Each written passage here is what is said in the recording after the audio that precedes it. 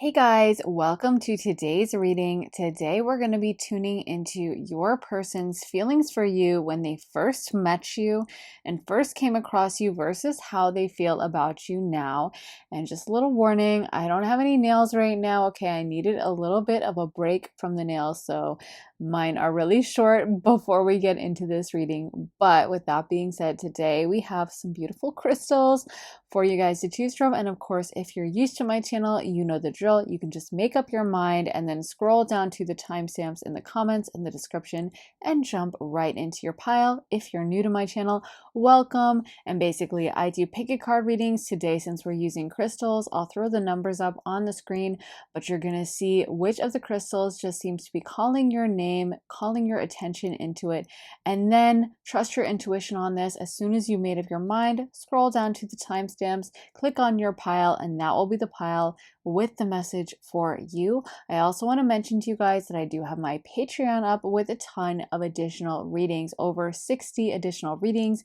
I just posted one the other day all about what is waiting for you. So what kind of beautiful life event, person, place, thing, whatever it may be, that is waiting for you to lock into it with your energy on standby, waiting for it to manifest in your life.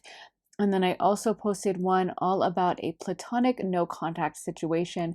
So a friend or a family member or someone you probably weren't involved with romantically, that you might not be in contact with, how they're feeling about you, what they think about you, all the things they have to say about you. We tap into that, and you can use it as a romantic reading if you want, but there's a ton of romantic readings up on my Patreon if you're interested in those kinds of readings, as well as money readings, spirituality readings, past life readings, future life readings, money readings, so many readings. I don't even know how many. I mean, there's over 60, so I can't even remember all the different topics. New ones go up all the time. So if you want to join me over on Patreon, I would absolutely love to have you there, have you join us. And the link for my Patreon is underneath the timestamps in the comments and the description. So I hope to see you there. Also, if you want to get a private one-on-one reading with me, you can also get that at my website, briarrosetarot.com.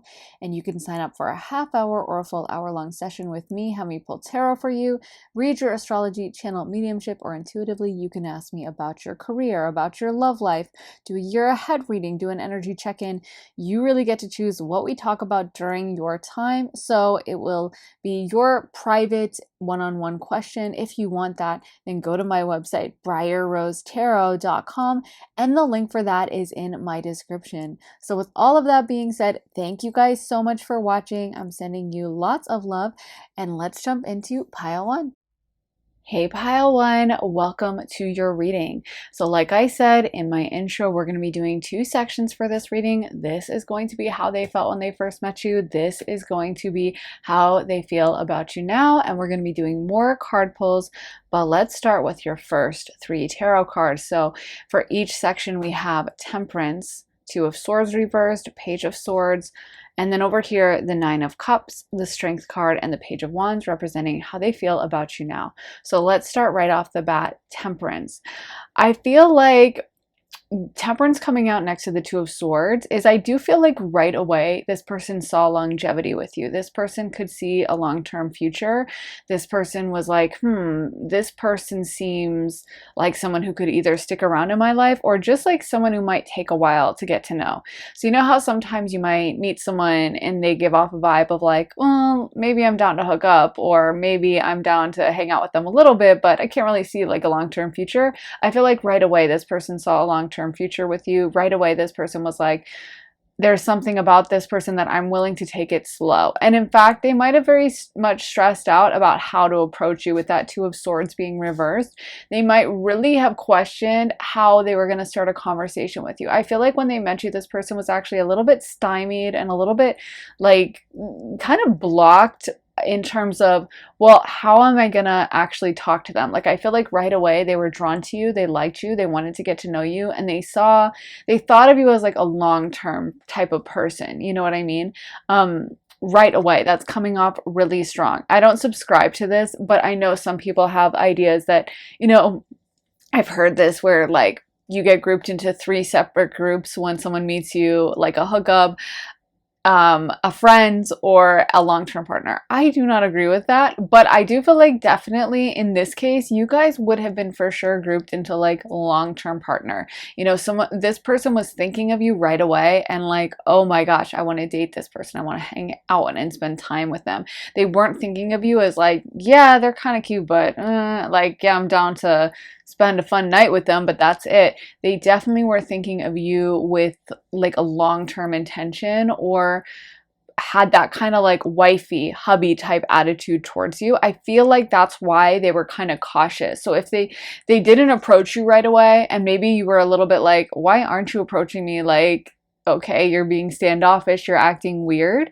I feel like that's because this person was really nervous, and it's almost like they didn't want to screw things up because they could see so much long-term potential with you. So they were like, oh, I don't want to say that. That's lame. That's cringe. I also feel like this person may have very well been intimidated by you by the Page of Swords. They may have seen you as being very intelligent and kind of like a unique type of person who marches to the beat of their own drum. So they kind of, I feel like, weren't sure exactly what to say to you. Like maybe they would have pickup lines or ways to approach someone else that they were used to using. They might have like been fine talking to someone else about whatever, like they might have had a whole set of lines that they would usually use, but I feel like with you they assumed that you wouldn't be okay with any of that, almost like you're too smart for that or something like that. This is something that I feel like was in their mind, was kind of like I feel like you made this person so self-critical, because maybe usually they would have felt confident coming up and being like, hey, what are you doing, or like, what's your name, what are you drinking, oh, do you want me to buy you another drink? But with you, they would have been like, that sounds so cringe. What are you saying? How do you look? Go check your hair in the mirror. Like you look awful right now. I feel like it kind of brought out a lot of their insecurities, and they very much might have stressed about how smart they were or the things they would talk to you about, and wondering if they had enough conversation to keep you interested. Like I feel like them not being smart enough may have been a major concern for them. In fact, sometimes you might have felt like this person was acting weird, or like, why are you using those vocabulary words? It's kind of bringing to mind like that scene in Friends when Chandler, or who is it, Joey, decides to look up, he discovers like thesauruses, and then he decides to write a paper with every single line from a thesaurus. So like he translates everything in the thesaurus so it sounds super clunky and weird. So instead of it being like, I had a great time, he'll be like, myself contained one incredible moment, and it just sounded so weird and like janky and clunky. And I almost feel like there may have been moments with this person where you were like, okay, why are you talking to me like this? Or why are you mentioning some book you read? Or why are you talking about some intellectual movie you saw? Like, it's just chill. Like, this is weird. You know what I mean? There may have been an element of that for some of you guys, with this person just really being self-conscious about the things they talked about with you and worrying if they could measure up for you. And then how they feel about you now. I feel like, first of all, they realize that you're a lot more complex. I feel like this person has more respect for you now than they did then. I feel like at the time, even though they definitely saw a long-term potential with you, they might have kind of slotted you into a box of like this Page of Swords, curious, intellectual type, being really smart. But I feel like now this person maybe can see you a little bit more in all your colors and all your details, you know? So maybe they can understand that now you're a little bit goofy, and that you're, you're really funny, and you are kind of silly when you're around your friends. We have that Nine of Cups energy. So they may have seen you being really happy, or seen you when you're just really blissed out. And they kind of, I feel like, love that version of you. I do feel like when they look back at memories and stuff, they might really reminisce about when you were smiling or laughing, or really positive moments that you had, when your face lit up. I feel like those are moments that just mean a lot to this person. Then we also have the Strength card. So I feel like this person has more respect for you than they did. I feel like you have shown somehow that you're really tough and stoic in a way that this person may not have expected. They may not have known, even though, like, I feel like they respected you right away, but they may not have known that you have a very tough, strong side to you.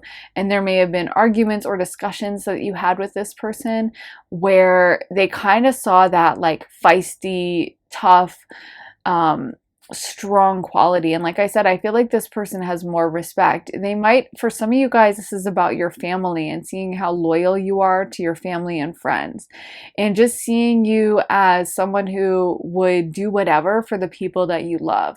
And I feel like that's something that this person really holds up in high regard. Like, they see the way you care about your loved ones.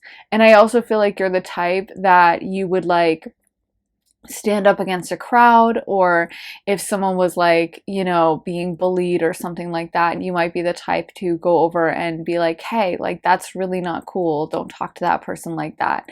I feel like they kind of now see you as, like, whereas before they may have thought you were willing to march to the beat of your own drum, but it was kind of in like a cute, quirky Page of Swords younger way of, like, that person who sits in the back of class but is, like, cool and wears a leather jacket and, like, reads beat poetry or something. But that's kind of like just an intellectual bravery, I guess.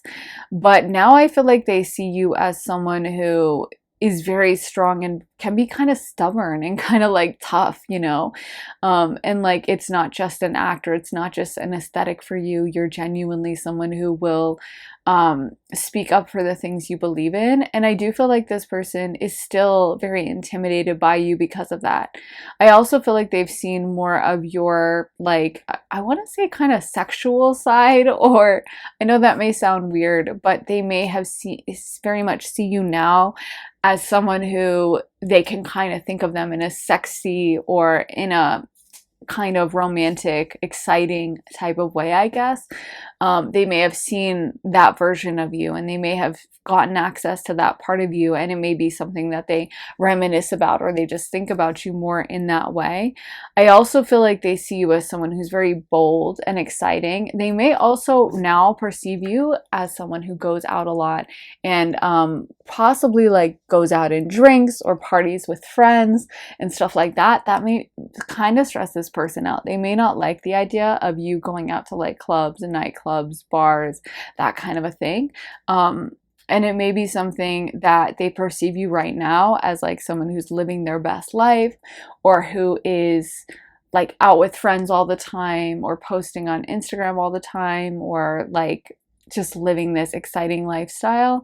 And I do feel like this person would like to reach out to you right now, but they definitely aren't sure what kind of a place they could be in your life, what kind of a place they could hold, or how they could really access your life again. Whereas I feel like in the past, this person, maybe at the beginning, they were a little more hopeful. If anything has gone bad between you guys, I feel like on one hand, it's a great thing that they respect your strength and they see it as such a strong part of you and such a powerful part of you. But on the other hand, I feel like they kind of are afraid of you, and they would be afraid. Sorry guys, there was a knock at my door. But as I was saying, this person, if you have had any kind of falling out or negative thing that transpired between you guys, that may be something that holds them back from actually reaching out. They might assume that you would be, like, the type to call them out or be like, I don't have a place for you in my life. My life is amazing. I'm going out all the time. I have this really full life. I'm doing a lot of stuff, and there's not really necessarily a lot of room for them. Let me get into a couple more tarot cards and see if anything else comes up. For pile one, how did they see them in the past? How did they see them in the past when they first met them? Ten of Swords reversed. Yeah, it's funny. This person may have always had a very self-defeating attitude when it comes to you. They might have always, the whole time, kind of been like, I don't have a chance with this person. Like, they are not going to date me. They would never date someone like me.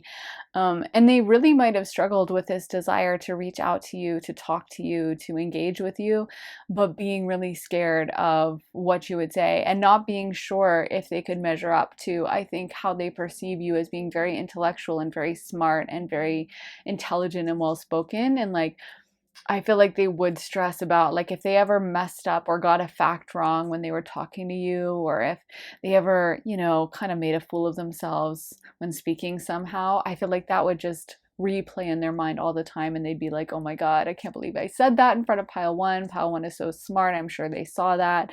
Like, oh, it's cringe. In a way, this person probably should have worked on their self-confidence a lot, and that might have helped them to deal with someone like you. Let's get into how they currently feel, though, okay?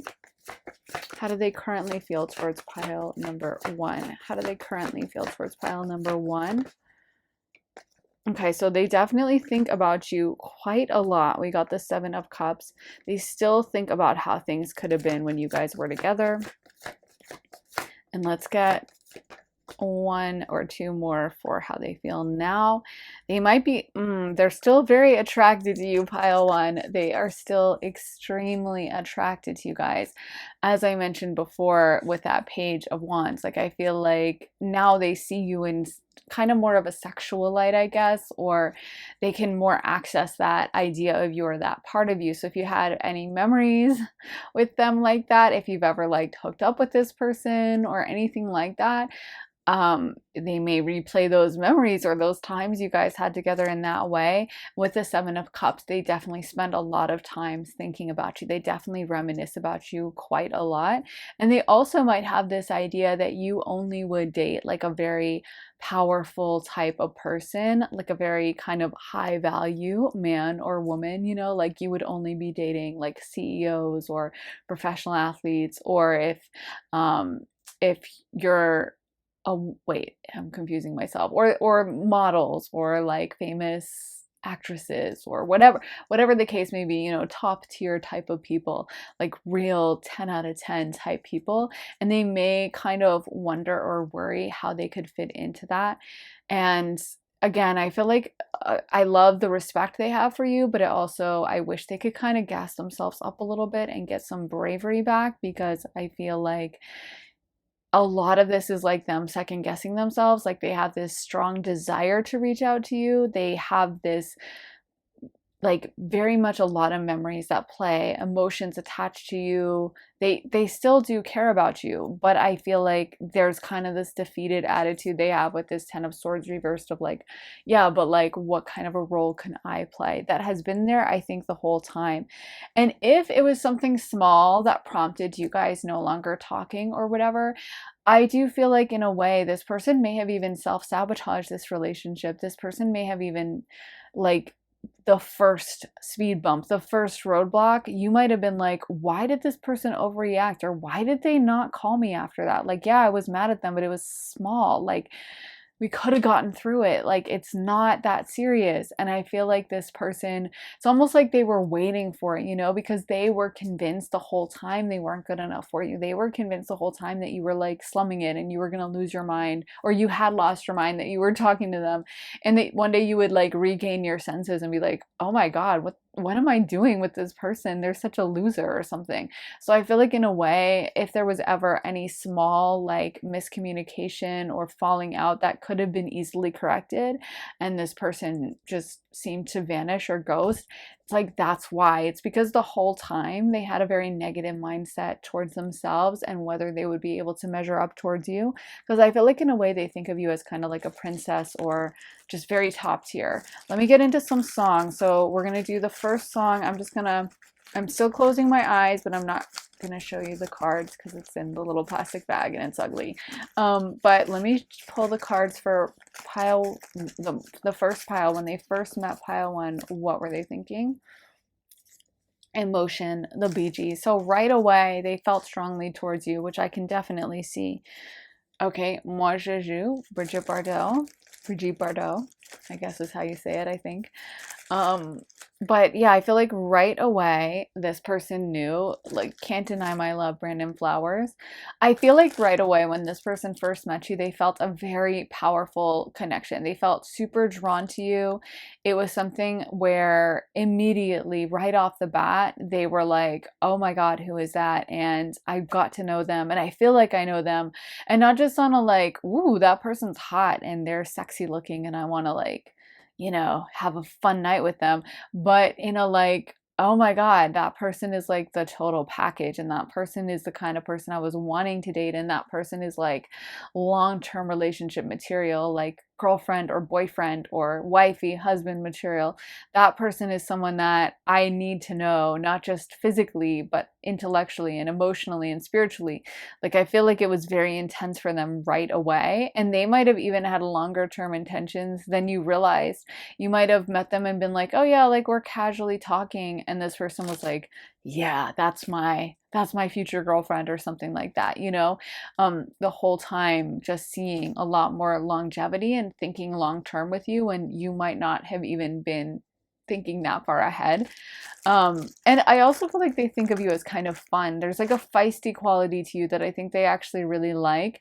But again, I think it intimidates them at times. Like, they liked it when it was like you guys were getting to know each other, but I also think it scares them. Like, they really are intimidated by you. I can't get that, I can't emphasize that enough, pile one. They really kind of don't fully know how to approach you, or don't feel good enough to approach you. But I feel like they like that you're feisty. They like that you have this spirit. They like that you are kind of unexpected. Like, they never quite know what to expect with you. They kind of are like, okay, should I say that? Should I say this? I'm not sure. Like, how's pile one gonna react? And that's scary to them, but it's also kind of fun. Let's get into how they feel now towards pile number one. Oh my God.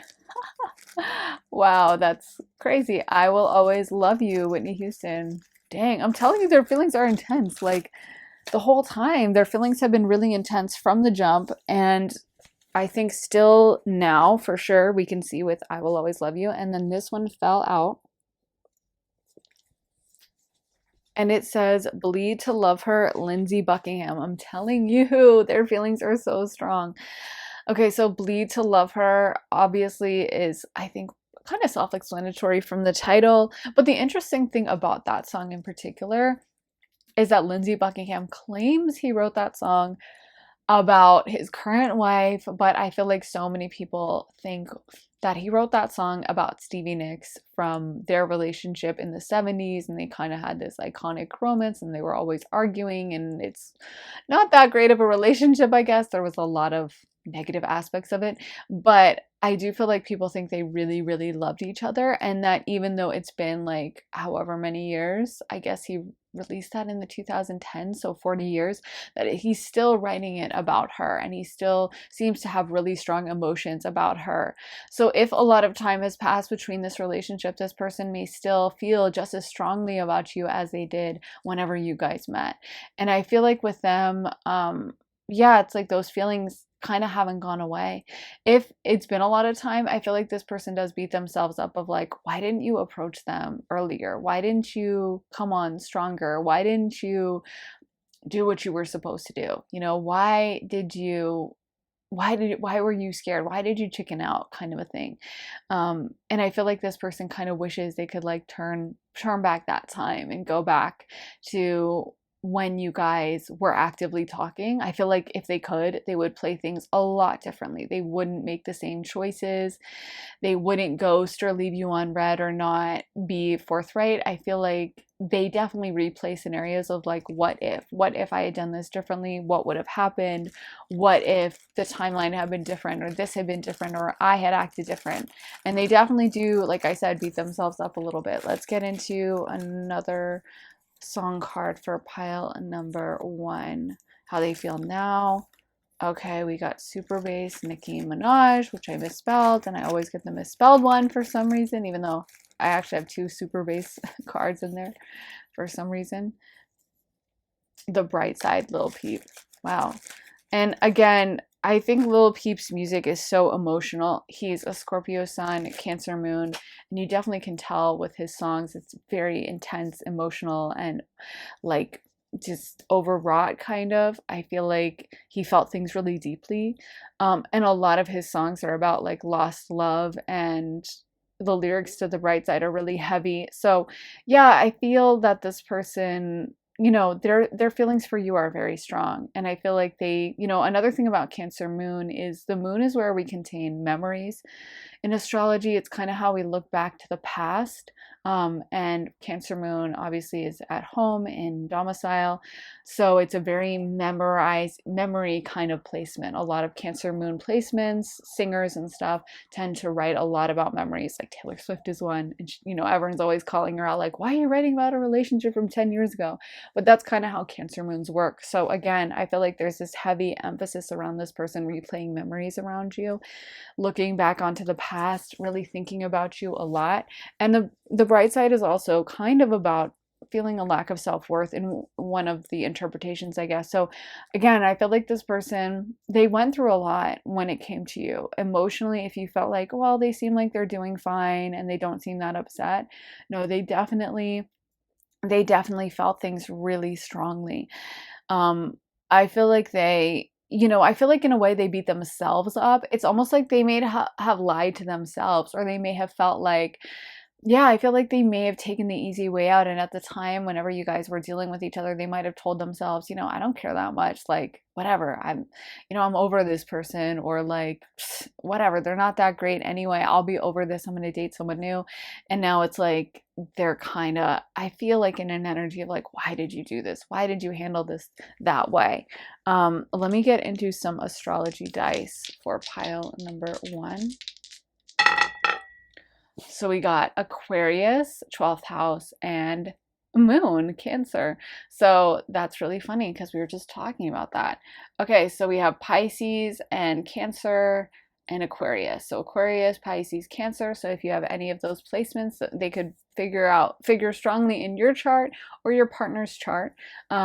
Those could be placements they have, or also, of course, 12th house, 11th house, 4th house placements or aspects to Uranus, Neptune, and the moon. But yeah, I think we have 2 water signs coming through, 2 highly emotional signs. Just as I was talking about Little Peep having a lot of water with his Scorpio sun, Cancer moon, then we have Pisces and Cancer. So more emotion, very strong, deeply held things. And that's the thing about water, why it rules over emotions and spirituality and memories and stuff, is because you can bury things in water, right? Like they're always finding like an old car at the bottom of a lake. Sometimes the lake isn't even that deep, but the water like obscures it. And things like shipwrecks at the very bottom of the ocean, that's like so deep, it's almost fathomless. It's hard to even imagine how deep some of these oceans are. And that's the thing about water, is it goes really deep, and sometimes things can be buried in kind of like the subconscious, in kind of the memories, but kind of like constantly emerge or even cause problems. Sometimes they'll find something that got dumped in the water that is like causing issues for the sea life or for the marine life, or you know what I mean? So I feel like with this person, they definitely think about you a lot. I feel like they spend time on the astral plane, kind of imagining you, talking to your higher self, dreaming of you. And what I've been picking up on throughout this energy or this reading is your energy being kind of Aquarian. So it makes perfect sense. I feel like they love, if you are the type of person that marches to the beat of your own drum, does your own thing, lives your own life for yourself, doesn't care so much about what other people have to say, and has that kind of intellectual quality that Aquarius has. A lot of astrologers like argue, for example, that Mercury should be exalted not in its home sign of Virgo, because that's the only planet exalted in its domicile home sign, but that it should be exalted in Aquarius because of Aquarius's intellectual quality, because of the way Aquarius has this very brilliant and kind of genius mindset, randomly comes out with like very strange things that can end up being true. That's why Aquarius is like the sign of inventors and astrologers and mathematicians and kind of like scientists and that kind of a thing. So yeah, I think there's something about you that this person so respects your wisdom, so respects the way you see things, so respects that you do things a little bit differently. And if you're showing that on your social media now, and maybe you are someone who does things a little unconventionally, or you're marching to the beat of your own drum and not conforming in some way, just rest assured that this person really likes it and admires it. And the more authentic you are to yourself, I feel like the more this person like really thinks it's awesome and is just loving what you're putting out there. I do feel like this person, I'm hearing that song Chasing You by Morgan Wallen. So I feel like in a way, even if this person is with other people, they still come back to you. They still have a lot of thoughts of you. Just like this Bleed to Lover song, this guy is remarried, so it's kind of sad to talk about, but I feel like, a lot of people think that he did write that song about Stevie because it just seems like he still has so much emotion towards her for various reasons. And yeah, I feel like even if this person is like moved on, they still spend so much time thinking of you and dreaming about you and imagining like what things could have been with you. So yeah, I think that's what I have for you guys. Pile number 1. If it resonated, let me know in the comments. I'm always nosy, especially about relationship readings. I love to hear all the details, so let me know your thoughts. Also, make sure to give this reading a thumbs up, hit the like button, and make sure to subscribe, turn those notifications on, hit that little bell so you can find out as soon as I post next. And if you guys want to see more of my content, then be sure to head to my Patreon, where I post all my additional readings. I just posted one the other day that's about messages, a no contact situation, messages from someone you're in no contact with. So it is platonic. It's intended for like friends, family members that you're not talking to, but you could totally use it in a romantic context. And I also posted one just the other day, but I literally can't even remember what it was about. Guys, there's so many readings up on my Patreon, over 60 at this point. It's about love, spirituality, career, relocation, so many topics to go through. So if you want to check those out, then be sure to head on over to my Patreon and check out all that amazing content over there. The link for that is underneath the timestamps in the comments in the description, and I'd love to see you there. And if you guys want to get a private one-on-one reading with me, you can also get that at my website, briarrosetarot.com.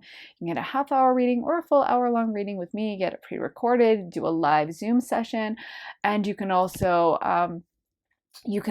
get a year ahead reading, a love reading, a career reading.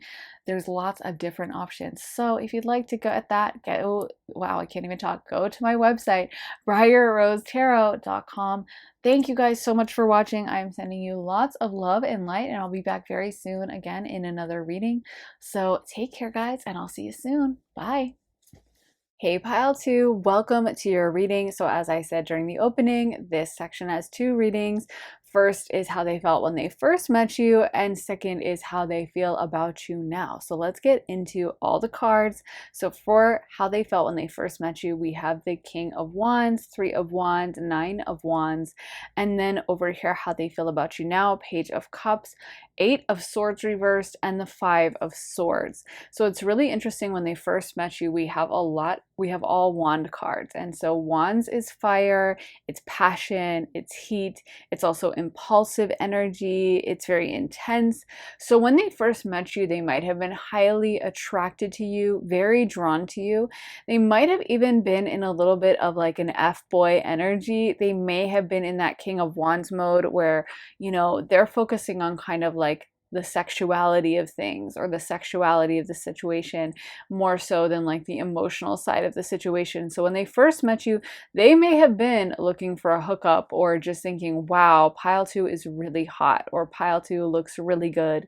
They may have been more focused in their life on having fun, having a good time, what kind of excitement and fun momentary energy they could get out of a situation, not necessarily thinking like long term about like forming a family or getting into a really intense relationship or getting into an emotional exchange with someone, but more just like, dang, Pile 2 is really sexy, they look really good. There may have been that instant attraction they felt for you that was very like intense, and they wanted to pursue you.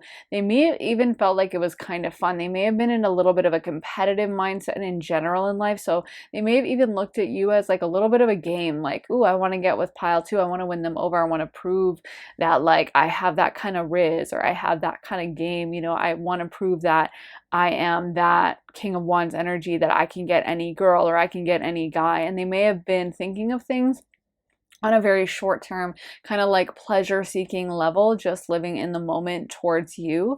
And yeah, I think it's really interesting that we started transitioning over to cups and swords. And cups are emotions, summing it up really quick. And then swords is kind of like the intellectual, mental energy. So they really moved away from just thinking about things in like a short term body, physical, fun level to thinking about things on a more emotional level and a more intellectual level when it comes to you. So, first of all, with the Page of Cups, you might have brought out a lot more emotions towards them, and they might have learned to really investigate their emotions, to really feel for you. In fact, that might have been something that they were a little uncomfortable with at first. It might have been something where when they first started feeling these things with you, they were like, oh my God, what is this? What is happening? Why am I suddenly becoming, they might have even called it something like a simp, They might have felt like, wow, okay, I wasn't expecting myself to be feeling all this. I wasn't expecting myself to like have kind of deep feelings come up for myself. And I do feel like with the Page of Cups as well, there was something about your energy that really brought that out, that like almost like no one else could have brought that out in them. No one else could have made them kind of bring their guard down to a certain extent. There's something about you having a lot of joy in life, or doing things that I feel like this person finds really cute, to be honest, kind of like charming and funny and kind of like a little quirky, or I feel like sometimes they kind of don't understand you. They might be like, why is pile two, like, why do they post this stuff on their Instagram, and kind of like almost chuckle at it, like get a kick out of you. They don't like fully understand you, but I feel like they like it. And I do feel like it's kind of come as a surprise to this person. You might have really taught them to kind of slow down and not look at things so much from like a competition standpoint, or like a what can I get out of this and selfish standpoint that like low vibrational ones can kind of be, and more into like a how can everyone emotionally benefit. You might have even taught them to pursue things that have to do with like the arts, or made them more in touch with that emotional side. Like next thing they know, they're sitting around listening to a sappy love song when that's something they would never have done before, and they would have probably cringed at the idea of it before, and suddenly they're like watching The Notebook and getting all emotional about it, kind of a thing. Then we also have the Eight of Swords reversed. So I feel like there is a lot of confusion with this person about not knowing how to approach you in this moment. I don't know if some of you guys cut them off, or there was some kind of lack of communication, but I do feel like a lot of the people in this pile, they're at a point where like, I don't really know how to proceed with pile two. I don't really know what to say. I don't really know where to go from here. I'm not sure what way to turn. I'm not sure what way to go with them. And almost like, I feel like in a way you have made them also like look over their past behavior and be like, oh, I can't believe I was kind of in that energy before.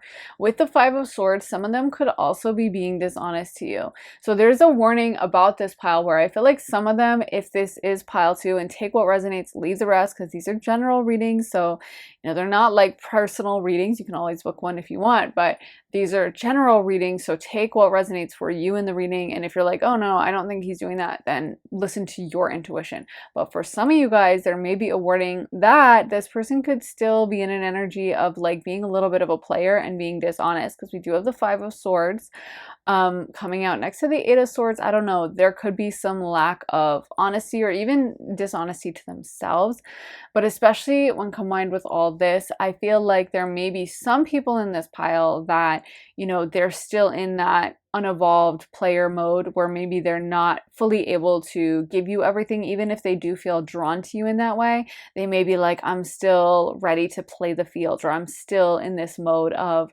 wanting to prove myself. Another thing with the Nine of Wands is it can be a very almost like insecure energy of feeling like you have to fight all the time for no reason. It can feel like, I'm going to fight this. I need to win. I always need to win. And feeling like everyone's coming against them all the time, and getting kind of exhausted with it, but feeling like you have to keep doing that. And so this person might just be self-conscious. Like they might have had a karmic or soul wound in them that made them feel not good enough. So now they have to get validation from others. They may feel like they have to, have the most girls they hooked up with, or the most guys, attention from guys, or whatever the case may be, where it might not make them the best for like a long-term committed partner. If they're not out of that energy and haven't worked through it yet, it may not be someone that can give their all to like making a functional relationship happen. So again, if that resonates with you, take that advice. If it doesn't, discard it. For some of you guys, you might have really taught them to move more into their emotions and move out of this insecure energy where in the past they may have been like, I'm gonna play the field. I'm just gonna, get all these numbers. Look at me. I'm the big man on campus, or I'm like the hottest girl in town, and look, I can get all this validation. And you might have taught them that like validation really isn't that great from others, and validation comes from the inside, and that it's more about your emotional state and finding relationships. Cups are all about relationships and love and opening your heart and soul to someone. So you might have really helped them at least on that path. Even if they're not fully there yet, you might have really ushered them along so that they're able to do that more. But there is that warning for some of you guys that this person might not have moved out of this unevolved energy and they might still be in that mode. But I do feel like there are some of them that like they have started that transition and they're ready to maybe commit a little bit more, but with that Eight of Swords reversed, just don't know how to go about it, Eight of Swords can also just talk about confusion in general, not really seeing things accurately. I mean, the woman is wearing a blindfold, right? So she's not really seeing things clearly. And this person might still be in that energy where they might not be able to fully like take in what's going on. I think a lot of people sometimes like they just miscalculate in life. You see someone that like takes his wife for granted and then she gets a divorce and suddenly he's like crying, or you see a woman cheating on her like amazing husband and then after he's like, well, I'm leaving you, then she's like, what, I can't believe it. Like, that happens a lot. So this person, I'm not saying they would do that too, by the way. I'm just saying, those are examples of someone who isn't really processing how lucky they have it or whatever, and then that information download and that knowledge comes about later as a result of their consequences. So this person may still be in an energy of not seeing it fully clearly. Let me shuffle some more tarot just to see what else Spirit wants to say about this. So for pile one, when they first met them, what were they thinking and feeling and everything? Five of Pentacles. Nine. Okay, so they might have literally felt too broke to date or something like that. They might not have felt like they had their life in order with that Knight of Pentacles reverse and the Five of Pentacles. Ooh, and the Five of Cups reverse too. That's kind of interesting. So yeah, this person might have they might on the inside struggle from like low self-esteem or not feeling good enough. They might present an image of being like Mr. Cool or Miss Cool and, seem really confident. But on the inside, that there may be that feeling of like, I can't live up to this. I'm not good enough for this. Like, why would this person even be with me? Why would they even look at me twice? Like, come on, I'm a loser. And they might even downplay that. And this person might literally have had also logistical issues when they first met you. They might have been like, I would love to take pile two out on a date, but I'm brokety broke. I don't have the money for it. And so that might have been an issue. I also feel like this person may have been a little bit like confused, some of them when they first met you, like confused as to where to go in life, not having that direction, because the Knight, knows where he's headed.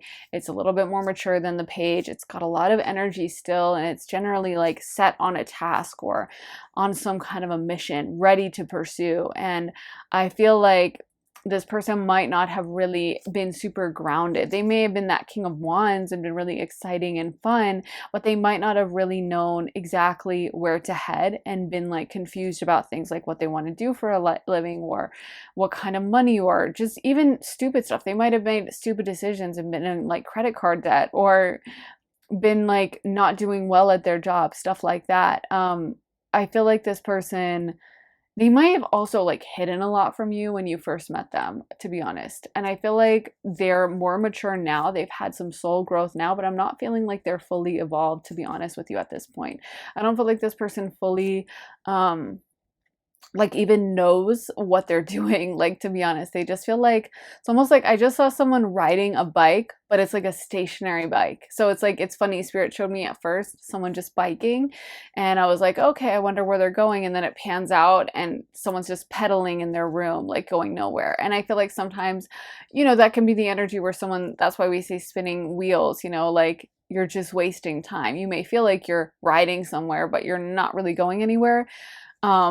And I feel like this person may have been a little bit confused about themselves when they first met you, and that confusion may have seeped into how they also acted towards you or how strongly they were able to pursue you. Because how can someone pursue you if they like don't literally know even what they're gonna do that day or what kind of job is good for them, or like how can someone have the kind of clarity that you need to have to make a life decision about a life partner um when you don't even know like what your favorite food is, or you don't even know how you're going to pay a $5 bill on Tuesday. You know what I mean? Like you kind of need to have figured out a lot of basics before you're ready to make that choice. But anyway, let's get into how they feel towards you now. How do they feel towards pile 2 now, Spirit? How do they feel towards pile 2 now? Okay, yeah, definite reluctance in reaching out to talk to you. Knight of Swords reverse. They definitely don't want to be the first one to reach out. I do feel like there may be a little bit of ego or pride involved in this as well. Kind of like this person, again, with this insecurity that I'm sensing from them. They may definitely not want to be that one to pick up the phone and actually call. And like I said, they may worry about looking like a simp or looking like a loser or looking pathetic.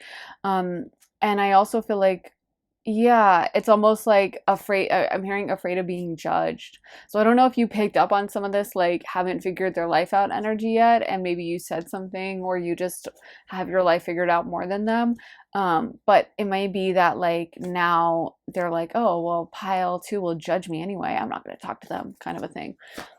Let me see. What else are we going to get? What is this?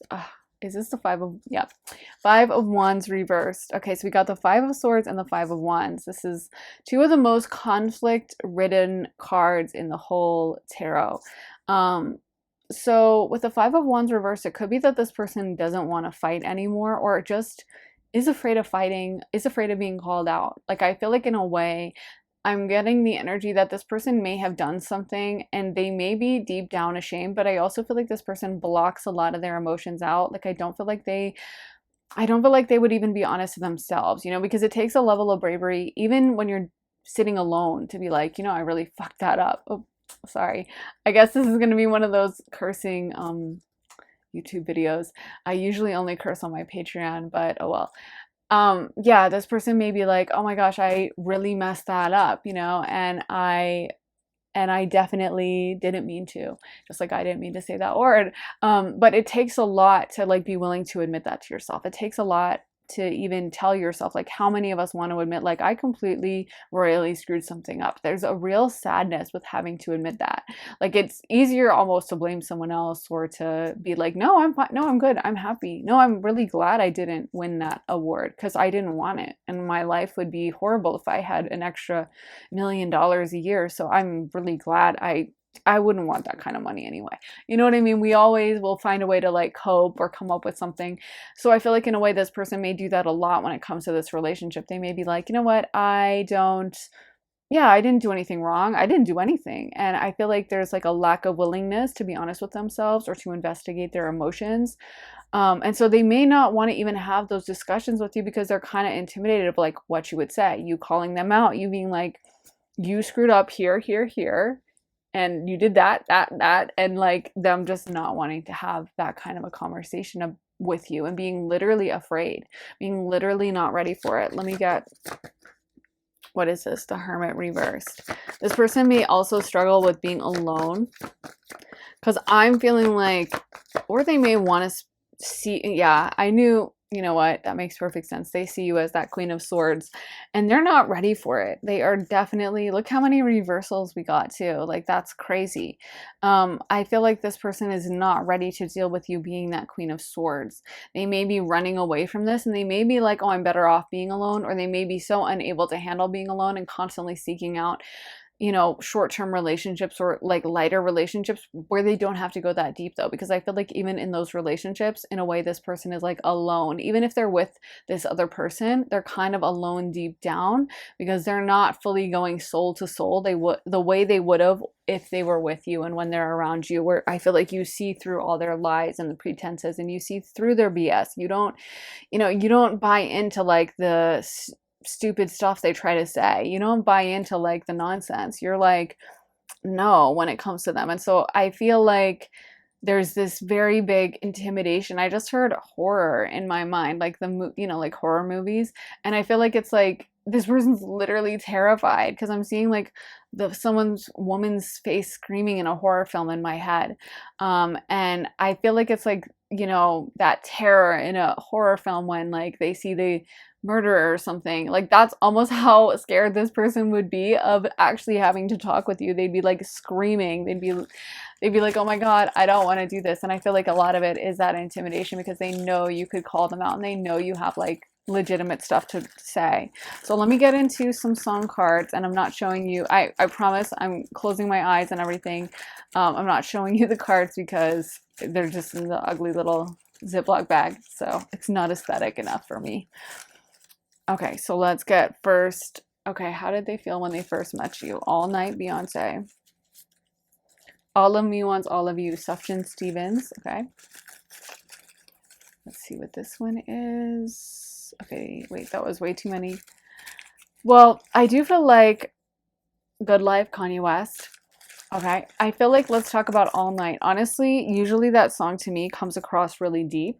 However, I feel that with All Night, the actual title is sticking out to me for the first time. It's almost like this person wanted to go all night with you. And another thing about that song is she wrote that song about Jay-Z's infidelities, I think, even though I love that song and I love the vibe of it. I mean, I'm like, I don't even know, like, I don't know about the whole standing by your man after he cheats on you multiple times thing. But anyway, I mean, it's a beautiful song regardless. And I guess, I mean, it is very deep and wise to forgive people, but I don't know. I don't know. But the point is, I do feel like there's that infidelity vibe where maybe this person wasn't fully ready. Maybe this person wasn't fully like ready to commit. And I think Jay-Z said, and I'm not, by the way, justifying this. I'm not like agreeing with him or co-signing, but I think he had said, I think that one of the reasons he cheated on Beyonce was because he was like intimidated by her, because he was intimidated by her success, and of course he had no other choice but to cheat on her. I'm not like agreeing with him or being like, so it's fine. That's not what I mean. But I feel like, again, that's something that's why I say like you have to work out these insecurities before you get in the relationship, ideally. I mean, I guess you can pull a Jay-Z and just screw it up during the relationship and hope your partner will have the grace to forgive you. But most of the time, you would want to work through like being insecure about your partner earning more before you get into the relationship so you don't hurt her in that way, you know? Or you would want to work through being like having a tendency to cheat, or when the relationship gets hard, you run off, or whatever the case may be, before you're actually in it. And I just feel like with this person, again, when they first met you, there was this big like, I'm going to go off and date this person and maybe that person, and not really being super seriously minded, not being like, oh, I know what I want and this is long term and I want this and I'm committing and blah, blah, blah. I don't feel like this person really did that. But they definitely were very attracted to you when they first met you. They were very turned on by you. I feel like they had this strong draw towards you. And another thing about this person is they literally may enjoy fighting. We got the Five of Swords, Five of Wands. So honestly, this may be someone, especially with that Five of Wands, who may kind of get off on like fighting and arguing and battling. And, you know, some people, they love that drama in relationships. And that's what's coming to my mind with the Storms card. Also, Good Life is also a very highly status oriented, money oriented song. And again, I feel like this person is a little bit overly fixated on stuff like that, or kind of like other people's perception of them. They may worry about like how people perceive their Instagram or how people think of them. And they may, like I said, not want to come off as a simp or not want to come off as lame or whatever. So that may really figure strongly in their mind of like, I gotta make sure that like I look good to the boys, or I gotta make sure I look good to the girls. I gotta make sure I don't look like a lame simp, or whatever the case may be. And also with God's plan, this person may have been like a karmic person that was brought into your life in order to really make you guys both learn these lessons. There may be a karmic aspect to this relationship, to be honest with you. So let's get into how they feel about you now. Let me shuffle these a little. What is this? Death by 1,000 cuts. Ooh, okay. So if you're worried if they're hurting, they definitely are. But again, I feel like this person may even blame you a little bit. Oh my goodness. Always in my head, Coldplay. I feel like it's funny because this person blames you, but they don't want to admit they're the ones who screwed up. You know, 1,000 years, Christina Perry. It's almost like this person didn't want to be emotional about you, but they just became emotional about you. Cardigan, Taylor Swift, and Silver Springs, Fleetwood Mac. So I don't know if this person's a Fleetwood Mac fan, but we got a lot of Fleetwood Mac. And then finally, I Will by the Beatles. So a lot of these songs are about thinking about someone all the time. A lot of these songs are about exes that you can't really get over. Cardigan is like, I love that lyric from Cardigan where she's like says, and when I felt like I was an old cardigan, you picked me up and told me I was your favorite. But also, wait, the lyric where she says, um, I knew I'd curse you for 1,000 times, chasing shadows in the grocery line, and you'd come back to me, and you'd come back to me. It's super, I mean, honestly, Taylor is like the queen of lyrics. We all know that. But anyway, um, yeah, I feel like that line of like chasing shadows in the grocery line, that sums it up so well, right? Like when you're fresh over a breakup or you really still have feelings for someone and you almost like see them everywhere, like there's some random person walking around with like blonde hair and you're like, oh my God, it's them. And then they turn, you're like, they don't look anything like them. Why did I ever think it was them? Like, but it's like you see them everywhere, you know? And I feel like even though this person may want to run from their emotions when it comes to you, they may, you know, not fully be ready to, like I said, commit. Because I think when it comes to commitment, you really want to see a lot of earth. And I don't feel like that person is at that ready to commit. Like you'd want to see a lot of earth and water, is in my opinion. And I feel like this person isn't fully ready to like lay down the commitment and like 100% plug in, but those feelings are there. And I feel like in a way this person even struggled against their feelings. It's like they don't want to be feeling this strongly, but they really can't help themselves when it comes to you. And I feel like even though they fought against their emotions towards you and they may have felt even betrayed by you at times, they may have blamed you for a lot. They may have tried to kind of pin it on you and be like, it was pile two's fault. But deep down, they kind of know that like, you know, they cannot run from these emotions. These emotions keep coming up from them. And honestly, like I said, there may be a karmic aspect to this because we got God's Plan and then 1,000 Years by Christina Perry. And the lyric that's coming up for me about that is, I have died every day waiting for you. And it kind of reminds me of like soulmate, twin flame, like past lives. Because it reminds me of like multiple lifetimes, you know, like I have died waiting for you and then you come back again in another life. I don't know, but I feel like with this person and you, there definitely seems to be a lot of like emotions or just even karmic lessons that happen through this relationships. Things that, you know, maybe taught both of you guys things. It feels like this person definitely needed to learn a lot of lessons. And so usually that's how a twin flame or karmic relationship works, is like you come into each other's lives, not for the sake of just literally getting married and just having it be sunshine and roses, but to literally have all your traumas brought up, all your negative issues, because it's like only that person could make you care enough to try to change it. Let's get into some astrology dice for pile number 2. So, oh my gosh, look at this, so funny. So we got, yeah, the South Node, and then we have 4th house, Cancer, and then we have Gemini. So South Node is past lifetimes. It is what we did in the lifetimes before us, the karma we carry into this life. And it can be really heavy stuff to deal with. It can be those traumas and those things that really underpin our decisions and our dysfunctions that kind of play a large role in our life. So this relationship may have come into both of your lives for the purpose of working through that and for the purpose of really kind of taking out the trash, so to speak. And with it in the North Node position, it can show that like that relationship is really important for you guys to live in this lifetime as well, and is going to be influencing and helping you guys to build foundations in this life. 4th house is also the house of memory because Cancer and the moon rule over memory. So yeah, I feel like it's also, you know, a house of family. It's a house of really close relationships, our closest relationships, family members, and stability, the home. So I feel like there's something about you that also made this person finally really consider about like a long-term relationship or even building a family, starting a family that may have been completely out of the realm of possibility for this person before, where they were like, oh, never, or I'm just in like, I'm having fun, I'm enjoying myself. And suddenly they're really thinking about, maybe I would like to start a family, or like, yeah, I do want to be that close to someone, or maybe I can let someone into my life in that way.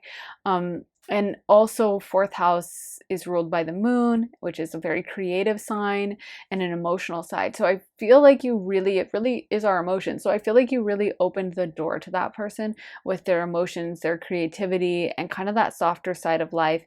And then we have a Gemini as well. Gemini also is the twins, which means Geminis often like change their mind a lot. They tend to, they're a mutable sign, and they may sometimes feel this way and then 10 minutes later feel that way. They have a lot of interests, which is great. I love Geminis, but I do feel like with this person, I'm kind of like getting the vibe of like a low vibrational Gemini who may really have trouble making their mind up, to the point where they're always changing, or they don't know what they want, or they're just like kind of a mess, they're kind of not even fully sure of what they're doing at any given moment. And that's one thing I would like to see this person work through, is really getting their head around exactly what they do want, instead of kind of wasting time or just kind of, I want to say dicking around, and I guess I can say it because I already cursed, so that ship has sailed. So yeah, dicking around. But yeah, I think this person, their feelings are there for you. It's just like this person has to work out exactly what they want. I feel like they have that desire for you, but there's a lot of other factors in their life that kind of have to be worked on and changed and tweaked before they're capable of coming to you fully with an authentic relationship. So yeah, I think that's what I have for you guys. Pile 3. I really hope it resonated. Let me know if it did in the comments. I always love hearing from you guys. I'm real nosy about these love readings. I always want to hear the drama. So definitely let me know your thoughts in the comments. Also, make sure to give this reading a like. Hit the thumbs up button if it did resonate with you, and make sure to subscribe. Turn on notifications. Hit that little bell so you can find out as soon as I post next. And if you guys want to see more of my readings, be sure to head to my Patreon, where I post all my additional readings.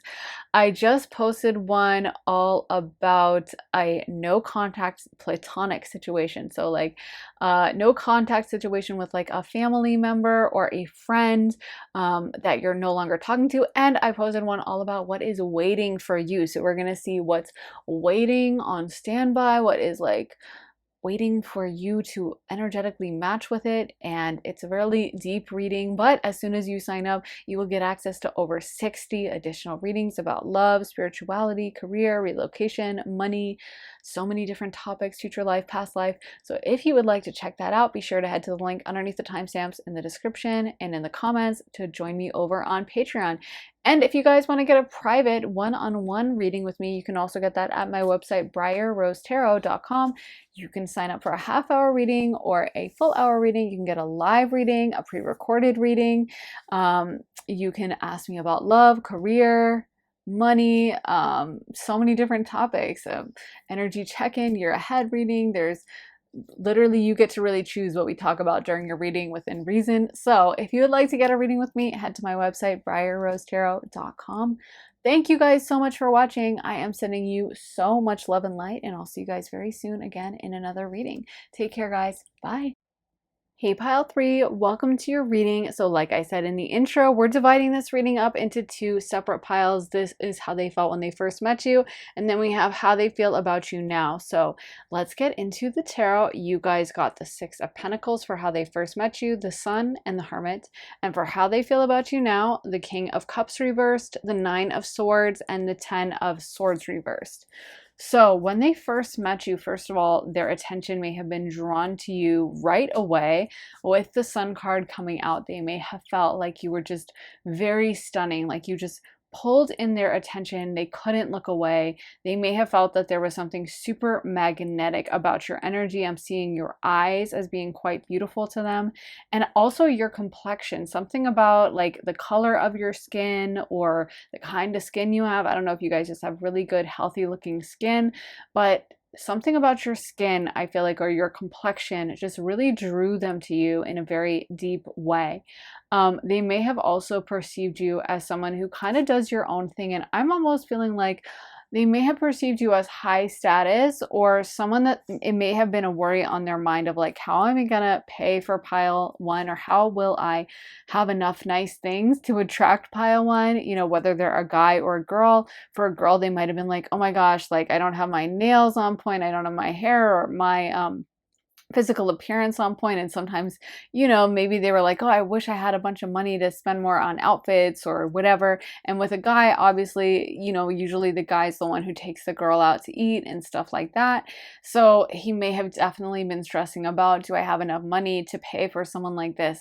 This person may have thought you were the kind of person who would only date very high-end people, or date people who have a lot of money, or date people who are doing really well financially. And it may have been something that definitely was an insecurity for them, kind of like, how am I going to be able to afford to be with this person? How will I be able to afford to pay for them, especially when they see you as this son who probably has a lot of admirers and a lot of suitors? And they may have even thought you were from like a wealthy background, or someone who was like privately educated, or someone who, had a lot of things handed to them, and might have just thought that you weren't going to be the type who would settle for them, that it would be settling if you ended up with them, and that, yeah, you weren't going to be down to like just hit up the dollar drink night at the local Applebee's for your date. You would want something a little bit more and a little bit higher end. Then we also have the hermit. So I feel like they perceived you as someone who definitely marches to the beat of your own drum and sticks out from the crowd, does your own thing, is very self-reliant. They may have thought of you as someone who wasn't actively looking for a relationship or trying to date anyone, but who was very comfortable being alone, and kind of like someone who wouldn't settle down unless someone was like a 10 out of 10 and really bringing that energy, and really someone they were attracted to and bringing their A game. So they may have felt like, you weren't an easy target to go after when it comes to dating, because you're the kind of person who's like, yeah, it's cool to date, but I'm happy on my own. I have a really busy life. I'm happy, and I'm, not playing hard to get. I am hard to get. So, yeah, I think this person was a little intimidated by you. I feel like when they first met you, they were definitely blown away in a positive way.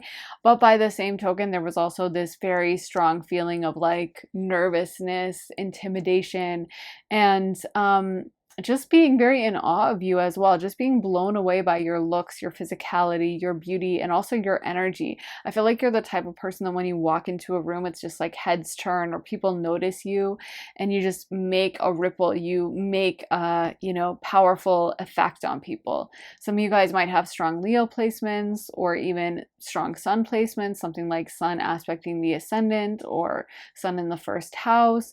But I feel like a lot of you guys have a very or powerful planets aspecting the ascendant as well, like a Pluto aspect to the ascendant, or even something like Neptune that can make you kind of dreamy, or Venus aspecting the ascendant.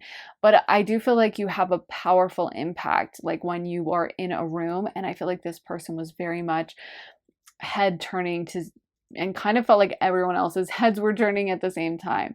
So as far as how they feel now, we do have the King of Cups reversed, the Nine of Swords, and the Ten of Swords reversed. So definitely they are definitely sad, to say the least. They may be having a really hard time even dealing with or processing this emotions, and honestly, they may not be processing it well. There may be an aspect of them running away from their emotions a little bit, trying not to really acknowledge how sad they really are. But I do feel like this has been, painful for them for sure. We got the Nine of Swords and the Ten of Swords, and those are definitely probably the two, I don't know, saddest cards in the whole zodiac, or in the whole tarot, because, yeah, it's talking about someone who's staying up at night, can't sleep, agonizing about something, upset about it. And these swords are literally poised over the bed. It's a very ominous or menacing image. And then with the Ten of Swords, the swords have fallen. So this person is, I think, very definitely going through it. They may be sitting around listening to a lot of sad songs, going through your Instagram, looking at old photos of you, I do feel like with the King of Cups reverse though, and the Ten of Swords reverse, it's almost like there's a reluctance to fully admit reality with this person. So even though they may acknowledge that they are very sad, there may also be a part of them that's like, I don't want to fully lean into like admitting how sad I am. And part of me is going to pretend, and part of me is going to act like I'm good or I'm fine. And especially when you guys first stop talking or whatever, or were in separation, this person may have really pushed back and tried to like pretend everything was good. In a way, I feel like they're still doing that, not so much now as much as it was in the past, but there's still an aspect with the Ten of Swords reverse where they're refusing to accept the finality of the situation. Because actually, the blessing of the Ten of Swords is you kind of finally move past that and you can move on to the other suit cards. So there is this sense of, you know, pain and this sense of not wanting to fully go there, not wanting to fully let these feelings wash over them, because they may feel like if they allow that to happen, it would completely devastate them and they would be completely besides themselves. I feel like this person may have distracted themselves, I'm hearing, with video games, going out, anything that I feel like this person is almost like they don't want to sit in silence. They don't want to spend a lot of time alone right now, because if they do spend too much time alone, they'll start really thinking of you and being overwhelmed with these memories, and they really don't want that. So they may be doing a million and one things to just keep themselves busy and keep their mind on something else. And they may, you know, be going out with the boys or be going out with the girls or going out drinking, or whenever they're home alone, they're blasting music and they're, you know, going online and doing stuff where they're playing video games, or they're never at home and they're busy with work. I feel like this person spends a lot of time avoiding how they actually feel. They don't want to fully admit exactly how devastated they are by this, but it's almost like when they're alone in their bed at night, they can't run away from these feelings as much. And that's when they really kind of have to face them and kind of have to admit exactly what they're going through. Let me get some more tarot cards for pile number 3. So, Spirit, what can you tell me about how pile 3 felt when they first met pile number 3? Pile number 3's person felt when they first met pile number 3. So we got the Devil and Justice reversed. Wow, that's really interesting. The Devil card can definitely talk about a lot of different things. One of the feelings it can talk about is sexuality. So this person may have been very sexually attracted to you when they first met you. How did they feel when they first met pile 3, Spirit? How did they feel? I want one more card. How did they feel when they first met pile 3? Okay, yeah. Okay, thanks, Spirit, for confirming. Ace of Wands. They definitely were highly, highly attracted to you, drawn to you when they first met you. And quite frankly, their first, you know, instinct or intentions towards you may not have been very pure, or may not have been all about like, I want to cherish this person in a relationship, but it may have been much more sexual than that, and much more primal and intense than that, and just being so attracted to you and so drawn into you and kind of like unable to stay away. The Devil card can also talk about addictions, and it can be those relationships that feel like addictions. Actually, on the Rider-Waite deck, it shows the two man and woman from the Lovers card, but now they're chained together in front of the Devil. So it can definitely talk about that romantic relationship where you feel addicted. You don't feel like you can leave this person. You don't feel like you can, you know, take a step back from the relationship, where, you know, you might feel like they're your oxygen or you need them to survive. And I feel like when this person first met you, they may have had you on their mind constantly and been unable to think of anything else. It may have been something where they were like, what am I doing? Or what am I thinking? Or why can I not move on? Why am I just obsessed with pile number 3? Why am I so fixated on them, so focused on them, and literally like, you know, I can't think of absolutely anything else. My mind just continuously goes back to pile 3 so intensely. So yeah, there was a high level of physical attraction to you.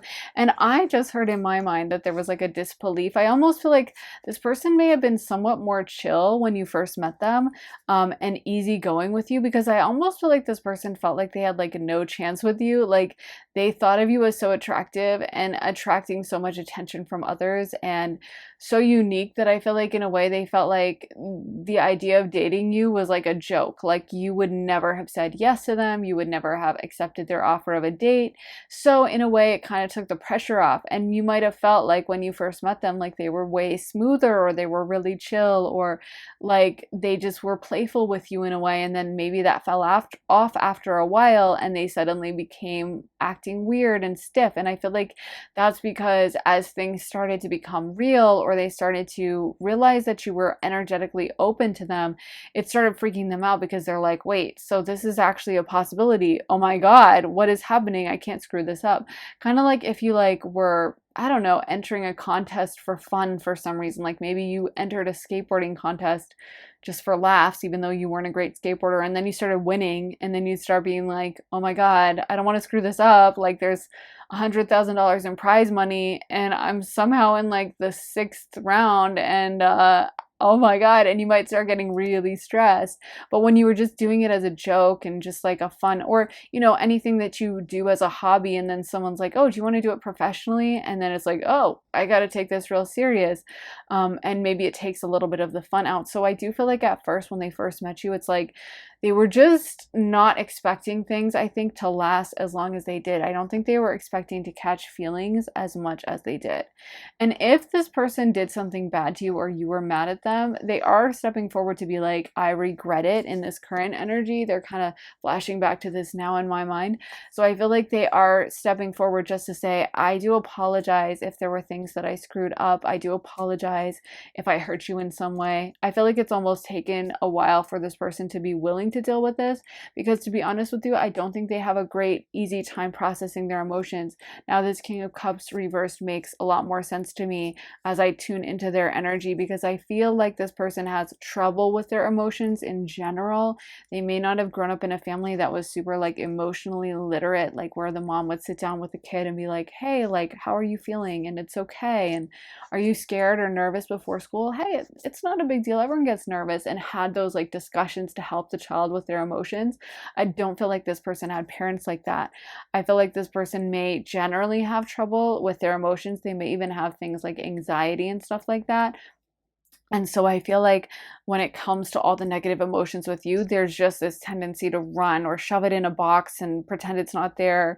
And if they did ghost you or go radio silent, I feel like you should know that that's why. It's because, like, generally speaking, with any negative emotion, whether it comes to you, whether it comes to like screwing up at work or whatever the case may be, this person just doesn't do a good job of like processing it, and they're not really giving themselves the patience or the wherewithal or the bandwidth to like fully process and lean into things and just accept that, like, yeah, I'm having a really rough day and maybe I need support today.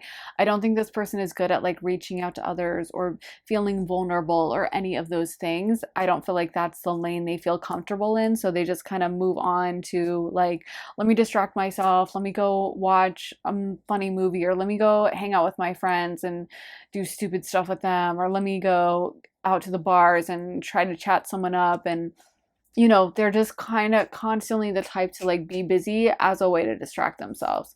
Let's get into some cards for how they feel about you now. How do they feel about, okay, that's too many cards. We just want one at a time. How do they feel about pile number 3 now? How do they feel about pile 3 now? Okay, the Death card. How do they feel about pile number 3 now? Queen of Wands. Okay, they're still highly attracted to you. We know that. Oh my God, that is so funny. 8 of Swords. So we have literally 8, 9, 10 of Swords.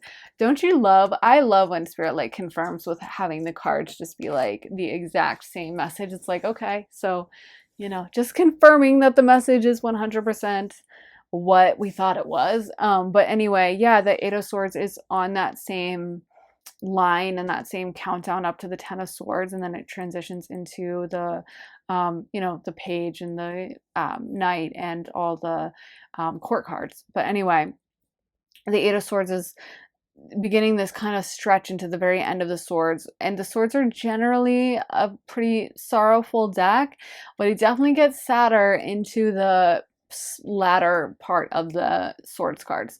So once we're up to 8, 9, and 10, you know, we're dealing with a lot of heavy emotions, we're dealing with a lot of pain.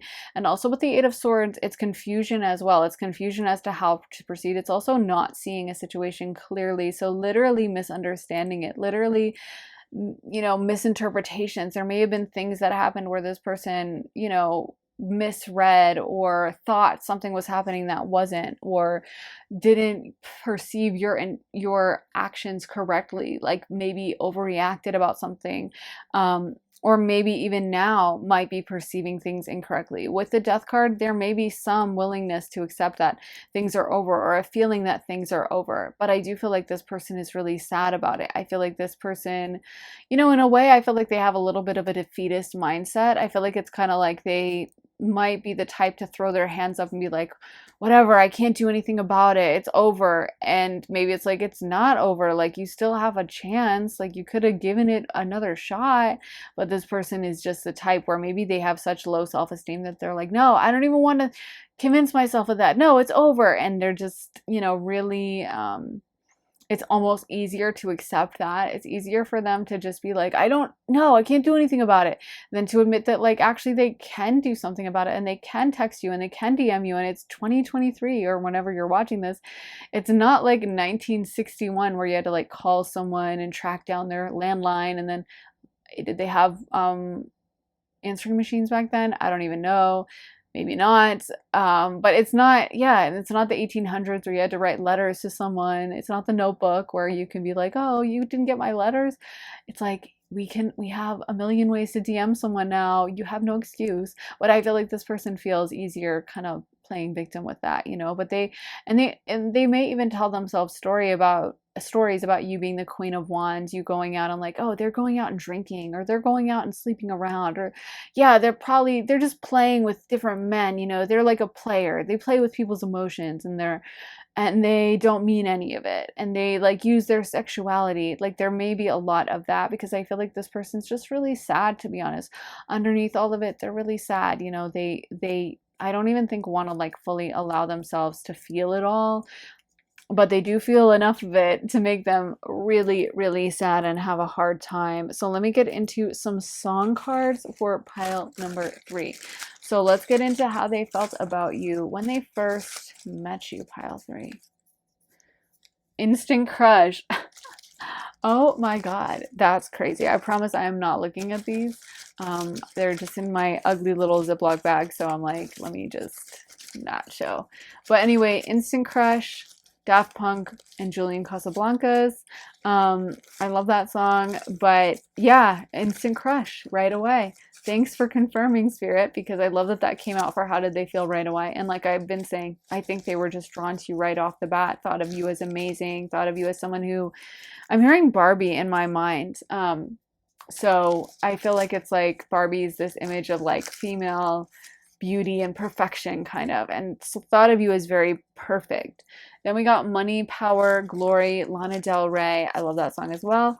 And that, you know, kind of ties into what I was picking up with the Six of Pentacles of like, oh, this person may require a lot of money to date them, or they might require a lot of fancy dates, and maybe being a little intimidated or unsure of how to approach you at first because of that. Kind of like, oof, okay, I'm gonna have to bring my A game with this person. You know, they are probably used to dating like pro athletes, or, you know, 10 out of 10 or models or whatever. So they probably wouldn't be interested in me.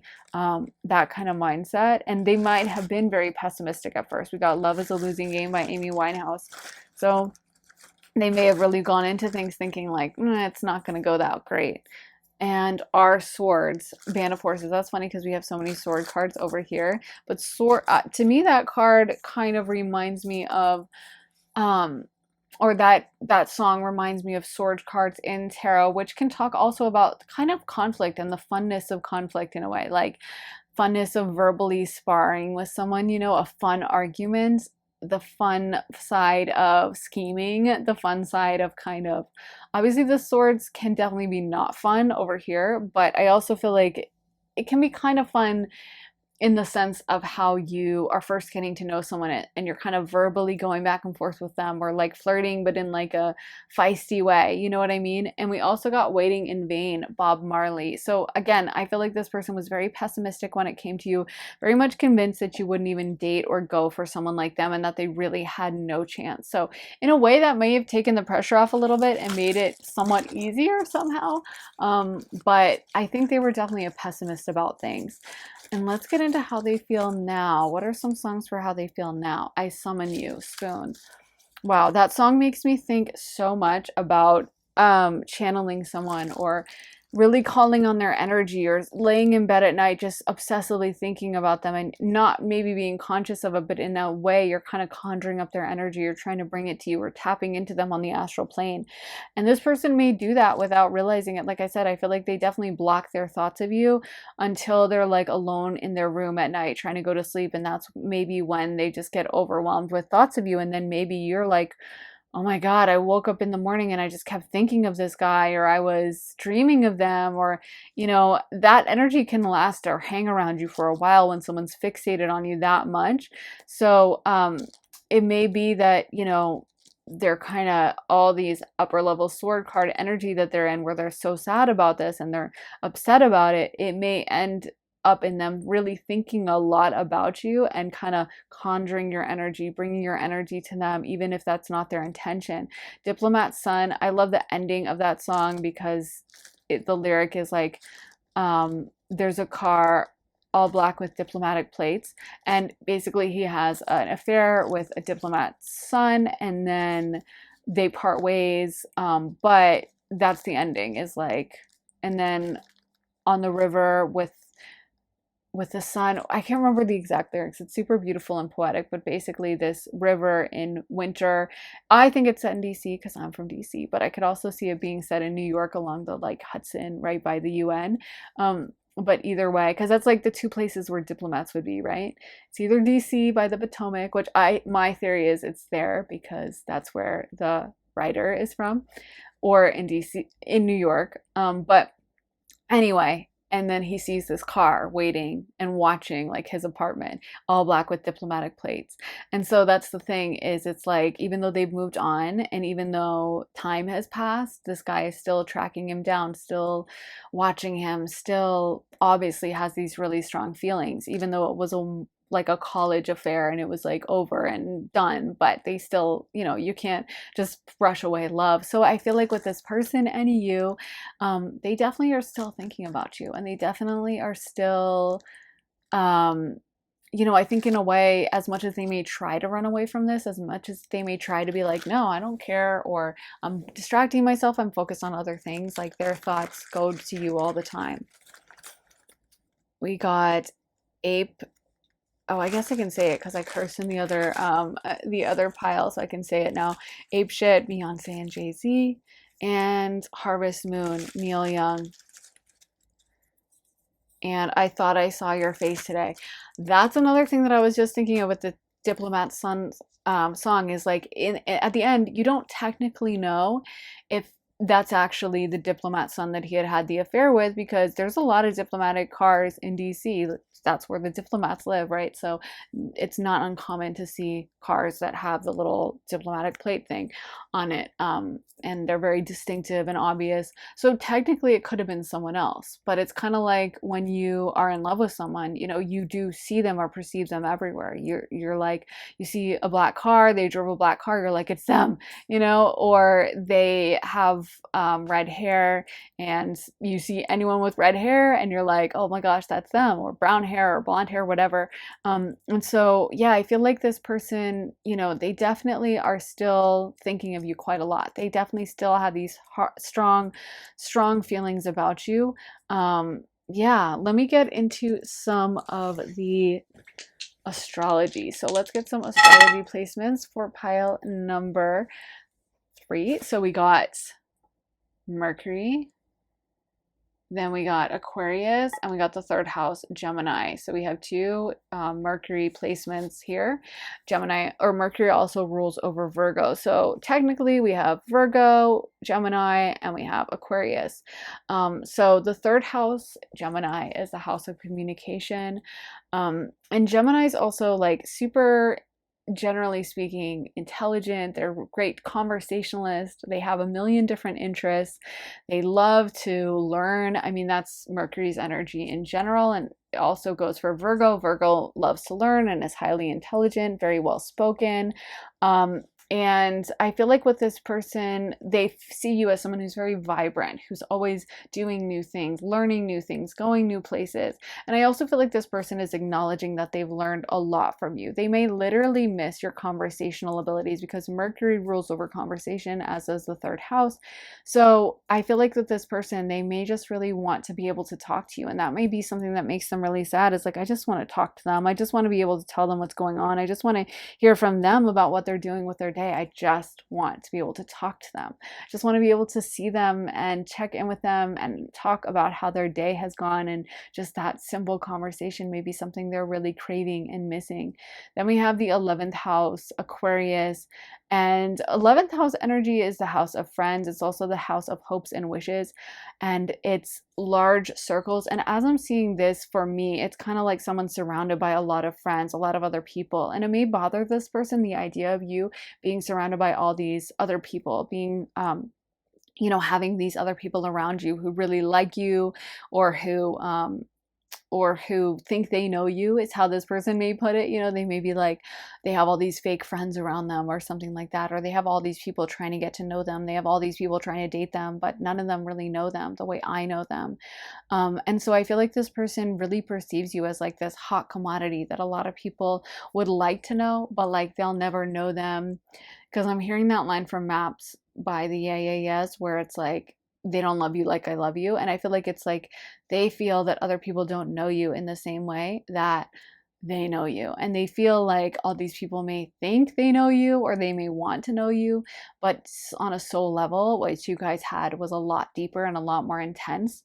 Um, and I think it just makes this person sad, of kind of like, I lost my best friend, or I lost this person that I had this soul vibe with, and when am I going to find anyone else where I can feel the same way with? And I have to have maybe like these relationships that are kind of like 11th house, like distant relationships, because Aquarius is a very distant energy, like not super close friends, but more like the friends you have that are like acquaintance friends, that kind of a thing. And maybe this person might be surrounded by people like that as well themselves, but it just makes them feel more alone, and they miss that closeness you guys had. So yeah, I think that's what I have for you guys, pile 3. I really hope it resonated. If it did, let me know in the comments. I always love hearing from you guys, especially when it comes to love readings, because I love hearing all the drama, all the relationship stuff. So definitely let me know how this resonated for you. Also, make sure to give this reading a like, hit the thumbs up button if it did resonate with you, and make sure to subscribe and turn those notifications on. Hit the little bell so you can find out as soon as I post next. And if you guys want to see more of my readings, be sure to head to my Patreon, where I post all my additional readings. I just posted one all about what is waiting for you. So what is waiting to have your energy align with it? What big thing is just sitting there waiting on standby for you to energetically tap into it? And I also posted one all about a message, a non-platonic, no contact message. So someone that you are no longer in contact with, that would be like a family member or a friend, although you can use it for a romantic relationship if you really want to. It's just non-platonic in nature, because you guys know when I open it up to just everyone, it always seems like the love readings just pour in. So this one is specifically supposed to be non-platonic, but use it for how you want. Anyway, as soon as you sign up for my Patreon, you get access to over 60 additional readings about love, spirituality, career, relocation, family, friends, future life, past life, so many different topics. So if you would like to join, then head to the link underneath the timestamps in the comments and the description. And if you guys want to see more or get a private one-on-one reading with me, you can also get that at my website, briarrosetarot.com. You can sign up for a half-hour reading or a full hour-long reading with me, have me pull tarot for you, read your astrology, channel mediumship, or intuitively. You can ask me about love, career, a year ahead reading, an energy check-in, or basically whatever you want, because you get to really choose the topic within reason, of course. But anyways, if you want to get a reading with me, head to my website, briarrosetarot.com, and I would be thrilled to do a reading for you. So thank you guys so much for watching. I am sending you so much love and light, and I'll be back very soon again for another reading. So take care, guys, and I'll see you soon. Bye. Hey Pile 4, welcome to your reading. So as I said in the opening, this reading is going to have two parts. In this first part, we're going to talk about how they felt when they first met you. And in this part, we're going to be talking about how they feel about you now. So let's get into the tarot. So for how they felt about you when they first met you, we have the Wheel of Fortune, Knight of Pentacles, and the Seven of Swords. And how they feel about you now, we have the Four of Cups, Eight of Wands, and the Ten of Pentacles reversed. So when they first met you, with the Wheel of Fortune leading off this reading, they may have thought of you as highly intelligent. The Wheel of Fortune card is related to Sagittarius and Jupiter. So with that energy of Jupiter, that is a very intellectual energy. It's very wise. It's very philosophical. It's related to the ninth house, which rules over school and philosophy and learning. So some of you guys might have met them in school, or they may have felt like they could learn from you. They may have felt like you just seemed to know a lot and were a big source of wisdom. That Sagittarius Jupiter energy is very philosophical. Keep in mind that Jupiter in ancient astrology also ruled over Pisces.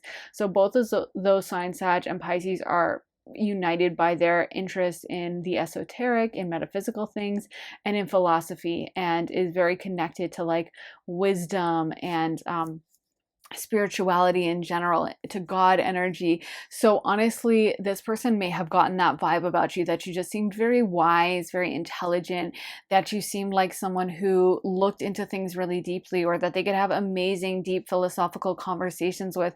They may have felt like you were someone they could learn a lot from, like they could just talk to you and come away from the conversation feeling like they had never heard about like 1980s Japanese pop music, but you suddenly taught them so much because you know about all these random subjects. Of course, it doesn't have to be that. I just thought of that off the top of my head, but you know what I mean? Like you just seem like you know a lot, or that they can get a lot of wisdom, maybe even your reactions to things. Like maybe someone else would get really stressed out and you would stay really calm and chill, and you have that kind of wise Jupiter energy about you that is going to be a little bit more calm about it. The Wheel of Fortune is also that archetype of the wheel that is always changing and understands that life is mutable and changeable, and that how it is now isn't how it's going to be permanently. So the Wheel of Fortune is kind of like an optimistic and more chill energy, in my opinion. And so you might have given off that vibe. They might have thought of you as an optimist and someone who they could just kind of look up to and really rely on,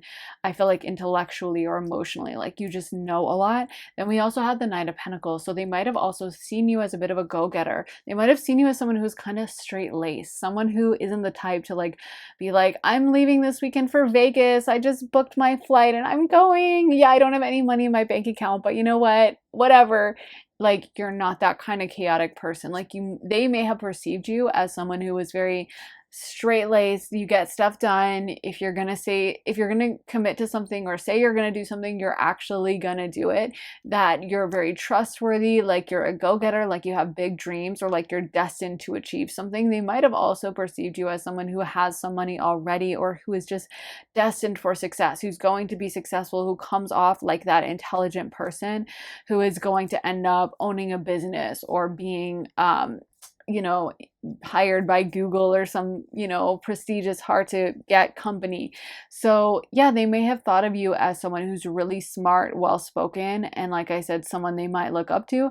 And quite frankly, to be honest, this person might not have had fully 100% honest intentions when they first met you. They might have kind of come into this a little bit underhanded, thinking, I am going to, turn on the charm a little bit with pile number with pile number 4 and I'm going to bring my best A game to them, but it's not necessarily fully honest. So because this person might think of you as this Knight of Pentacles, this person who's very like success oriented and, like I said, down to earth and kind of not super chaotic, they may have thought you were the kind of person who would like want a full on relationship, and that you would be the kind of person that was, you know, not going to settle for anything less than commitment. And because that's kind of like earth energy. Like earth energy is all about those long-term things. And if that was something this person wasn't really interested in giving you, or didn't feel like they were in that commitment phase of their life, they may have been like, oh, well, I'm just going to pull a 7 of Swords and kind of not be 100% real with them about what I want out of this relationship. And maybe I will tell them that I want something long-term when I'm just thinking short-term. But I do feel like their emotions actually snuck up on them quite a bit. And in a way, it's like, congratulations, you played yourself, because I feel like, if anything, they may have thought like, oh, I'm going to trick pile 4 into developing feelings with me so that they'll get with me and then I can do my own thing. But then they're the ones who kind of develop feelings for you, I feel like, a lot. As far as their current energy, we have the 4 of Cups. So they definitely do think of you quite a lot. They definitely have their mind on you, and they may think a lot about how things could have been in the past, how things could have happened, what things could have gone different with you, and um, you know, they may also think of you literally as like a gift from God. They may have felt very lucky that they got to meet you in the first place. Honestly, with that coming right off the bat as well, Wheel of Fortune is a luck card. Sagittarius and Jupiter is associated with luck. And they may have literally felt like, dang, I'm lucky to be around pile number 4. And now I can curse, by the way, in this reading, because I cursed in another pile accidentally. So I can, instead of saying dang, I can say damn. But anyway, they may feel like, damn, I'm so lucky that I met pile 4. Maybe like they are like, oh my God, I wasn't expecting to have a hot girl at my workplace, or I wasn't expecting to have a hot dude in my science class. But I feel like with this person, you know, even still to this day, they may look back at you with that 4 of Cups energy and they may be like, that was so special. That was a gift from spirit. Like, I wasn't expecting to catch feelings like that. I wasn't expecting to fall in love with someone in this situation, but I really learned so much. And they might actually look back at you very happily and sweetly, with like a lot of fondness as far as the times you guys spent together. But I just felt a really sharp pain in my heart. So I do feel like this has caused this person a lot of pain. And it is something that they're not 100% happy about it. We'll say that. But I feel like they are grateful for their experience. With the 8 of Wands as well, they may perceive you as someone who's very busy, who's always doing things. They might perceive you as someone who has a million things going on in your life, or who travels a lot, or is just busy with work, or has a very active lifestyle. They may see you as someone who's always posting stuff to your Instagram, doing things, going places. And with that 10 of Pentacles, there may be a perception of money, either of you having too much money now and they wouldn't be able to keep up, or maybe like wondering like, well, where do they have the money for this? Or, well, what are they doing for money? And almost like concern. I feel like there's something about you guys in pile number 4 that, to me, you feel so ruthlessly independent. Like, you feel like you're someone who's kind of, I want to say, a little bit savage, in the sense that I feel like, march to the beat of your own drum, and you don't really care what other people have to say about it. You don't really care what other people are going to react or their opinions. You're like, I'm going to do me and I'm going to do what works for me. And I feel like this person respects the hell out of that. But at the same time, there's a part of them that I feel like kind of wonders how they could fit in, or in a way worries about you. Like, worries about like, okay, I love and I respect that about pile 4, but also like, what is pile 4 doing all the time?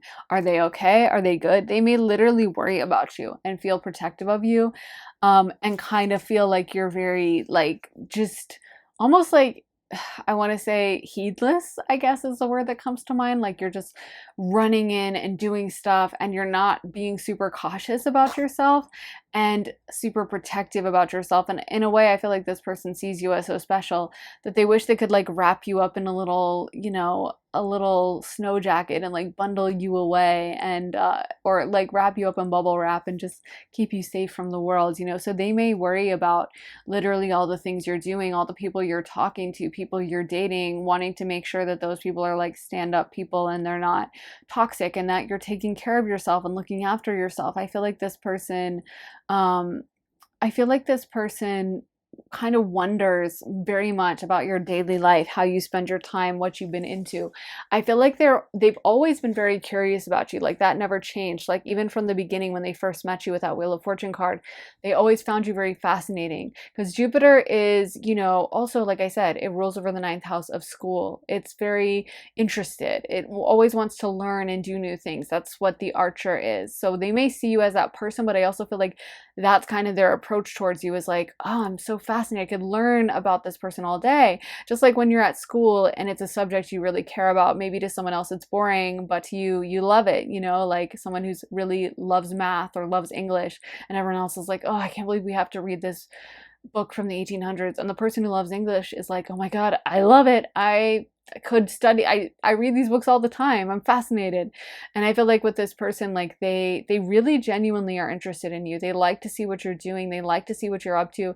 They probably definitely do lurk your social media just to like check on you and see what you're doing and see what you're into, because I feel like they kind of still to this day never really know what to expect from you, and you kind of keep them on their toes. I feel like you keep a lot of people on their toes, and I also feel like they see you as very independent, and like I said, kind of recklessly independent, very like heedless of what other people have to say.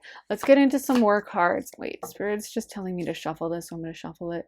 But yeah, I think this person, like, I feel like they just are so curious about you. That's what I'm getting. I don't know if some of you guys are not putting all your business online. Maybe you like don't post a lot, or if you do post, you're kind of keeping a lot of stuff on the DL, or when you post, you kind of keep it kind of oblique and hard to read. I don't know, but I feel like with this person, they're like, what is going on about pile 4, and how do I find out more about them? How do I actually know who they're hanging out with, what they're doing, what they're up to? Let's get into these cards. How does pile 4 feel about pile 4's person? How do they feel about pile 4 when they first met them? So we first got the Death card, and this one is, oh my gosh, the Ten of Swords and the Temperance card. That's interesting. So this person might have had a pessimistic attitude towards you, or felt like there was no chance of things working out long term with you, even when they first met you. But it's really interesting because there's a lot of push-pull, because then we have the Temperance card, which is a long-term card. So I feel like in a way this person wasn't really looking for anything serious. I feel like they weren't quite like, I want a relationship. But I also feel like how they felt so drawn to you. It's almost like I can't stay away from this person. And I keep hearing the line from Taylor Swift's Cardigan where she says, and you'd come back to me, and you'd come back, and you'd come back, over and over. And they just are playing that so loud in my mind. And I feel like in a way that's how this person was. Like they kept coming back. Like there was something about them where maybe even they would tell themselves like, oh, I'm just flirting with pile 4 and it's just going to be fun, or it's just going to be lighthearted, or whatever. Like I'm just going to win them over, and like, you know, they're pretty hot, so I'll get like another notch on my belt. And then they find themselves thinking about you all the time, and they find themselves really unable to take their mind off it, and they find themselves just continuously going back to you in their mind and coming up to you and being like, let me go talk to pile 4, even if they were like, dude, you're at work. This is a professional setting. What are you doing? Like, I feel like they just couldn't really stay away. You know, their mind was just constantly drawing back to you. So in a way, there's this very much inner tension between them of like not wanting something long term, but also wanting something long term. And I feel like even they got confused. If you were confused, I can totally understand why, because I feel like this energy is confusing even for me. Like they go back and forth, they contradict themselves. One moment they're like, no, I'm single, I'm having fun, and the next minute they're like, I wonder what pile 4 is up to. And I do feel like it was almost like an addiction for them. Like they were just so drawn in and they just couldn't stay away. You know, they couldn't hold themselves back from this. It was like, how can I not think about pile 4? Like they're on my mind all the time. And I just I can't stay away from them. Like I feel like that was something that comes through really, really, really strong with them, is this addictive quality that they have towards you, this endless fascination. Like almost like if you were a bug, they would totally like scoop you up, put you in a jar, and stick you in the corner of their room just so they could like watch you all day. I know that's a weird metaphor, but I feel like they couldn't even understand why they were so fascinated by you. How do they feel about pile 4 now? How do they feel about pile 4 now, Spirit? How do they feel about pile 4 now? Okay, the 3 of Pentacles and the Moon. I just heard that line from the Empress Venus. So I just heard that line from Fleetwood Mac, Gypsy. And she says, you see your gypsy. And I feel like there's something about you that is very mysterious, honestly. Pile 4, sorry. I think that's why this person is so fascinated by you. I don't know if some of you guys have prominent Scorpio or some outer planets, like Pisces, Aquarius energy. All the outer planets can have this kind of mysterious quality to them because they're outer, they're far away, they're not able to be perceived up close, you know? Or even moon energy, like Cancer or prominent moon placements, but there's something very, I feel like, mysterious about you, hard to know. So Neptune, Uranus, Pluto, moon placements, Scorpio, Pisces, Cancer, Aquarius. I feel like there's something about you that is very unknowable, very hard to perceive, very different, very like distant, keeping yourself at a distance from this person. And I feel like this person, it's like one of those things where if you've ever played like an online game or something, and maybe you play one round and you're like, oh, this is dumb. Why am I anyway? You throw your phone away, and then you find yourself being like, well, let me try it one more time. I'll just beat that round and then I'll be over it. And then next thing you know, you're like super into this game. Something like that. I feel like this person, like, or a book that you're reading and maybe someone recommends it to you and you start reading it and you're like, oh, this is really cheesy, or like, this is dumb. But then you find yourself like, I kind of want to read that book again. And I'm fascinated, and it was kind of cheesy, but kind of in an entertaining way. And the next thing you know, you keep coming back to it, and then you're finished with it, and then you're like obsessed with it. And then you're reading all the books in that series, like that kind of vibe, you know, like an addictive vibe. I feel like this person, or even like a pumpkin pie after Thanksgiving, where you're like, I'm just gonna have a slice. And then next thing you know, you ate like half the pie kind of vibe, you know, like I feel like this person just couldn't stay away, and they find you endlessly fascinating. They find you so interesting, and it's like they can never fully know you, because I feel like in a way you with everyone keep everyone kind of at a little bit of a distance. Like you're not going to fully let anyone completely in, and you kind of hold yourself a little bit away. So I feel like this person's kind of fantasies run wild in a way when it comes to you. And they felt like they could never know you. The Moon is a card that really talks about that. It's about things that are hidden, and it's a very complex card. It can talk about delusions, but also the Moon is really related to the concept or the energy of darkness. So the sun is light, and it's things we see in the light. It's things that are obvious and you can see them in detail, the way you can look out at a cityscape during the day and see every detail and every line of every office building and every house and every tree. But then that same cityscape at night, even on the night of a full moon, when it's at its fullest power, the most light coming from it, you still can barely see anything, right? Maybe you can see an outline here and there. Maybe you can see a candle, or nowadays if there's some electricity, you can see some stuff, but pretty much, you know, it's dark. You can't make anything out. And that's what the Moon energy is. It's things that are hidden. It's things that are obscured. And it's kind of that eerie strangeness that you get at night, where like things seem to change shape and look different and kind of morph from whatever. So I feel like with this person, they are very, very much fascinated by you and drawn to you. And I feel like, yeah, it's like they could never fully put their finger on you. They could never fully like get just a grasp on you enough to satisfy their curiosity to like be able to fully mentally move on. And again, I feel like they just want to learn from you. We have the Three of Pentacles, which is a big learning card, and it's so interesting that that kind of echoes this ninth house energy over here.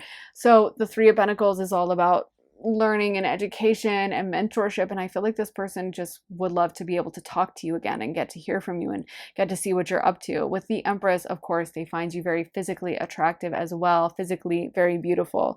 Let's get into some song cards for pile number 4, and I'm not gonna show you as I pull from these because they're just like in a little Ziploc bag. It's kind of ugly. So let me just pull, and I'm not looking though, for how they felt when they first met pile number 4. So we got Honey and I by Haim, and this one is Hypnotized. Oh my God, that's perfect for you guys. And Fleetwood Mac, which I already picked up on a little Fleetwood Mac energy, but Hypnotized, that is the perfect vibe for how they felt towards you. Like, and it's interesting because hypnotism is all about accessing the subconscious, and the moon rules the subconscious, the unconscious. So again, that moon vibe, like I feel like this person's drawn to you, and it does give that Stevie Nicks energy, how she dances around on stage in her long flowy gauzy black dresses that she wears, and she looks kind of witchy and mysterious and moon-like. Like that's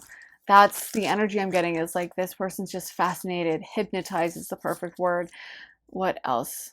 This one says Romeo chairlift. So again, this person may have been a little bit of a player when you first met them, or they may just have had intentions of like, I'm just going to, you know, win pile number 4 over and then move on from this. I'm just gonna have fun. I'm just gonna enjoy and have a good time with them, and then I'm out. Like, I'm not looking for anything serious.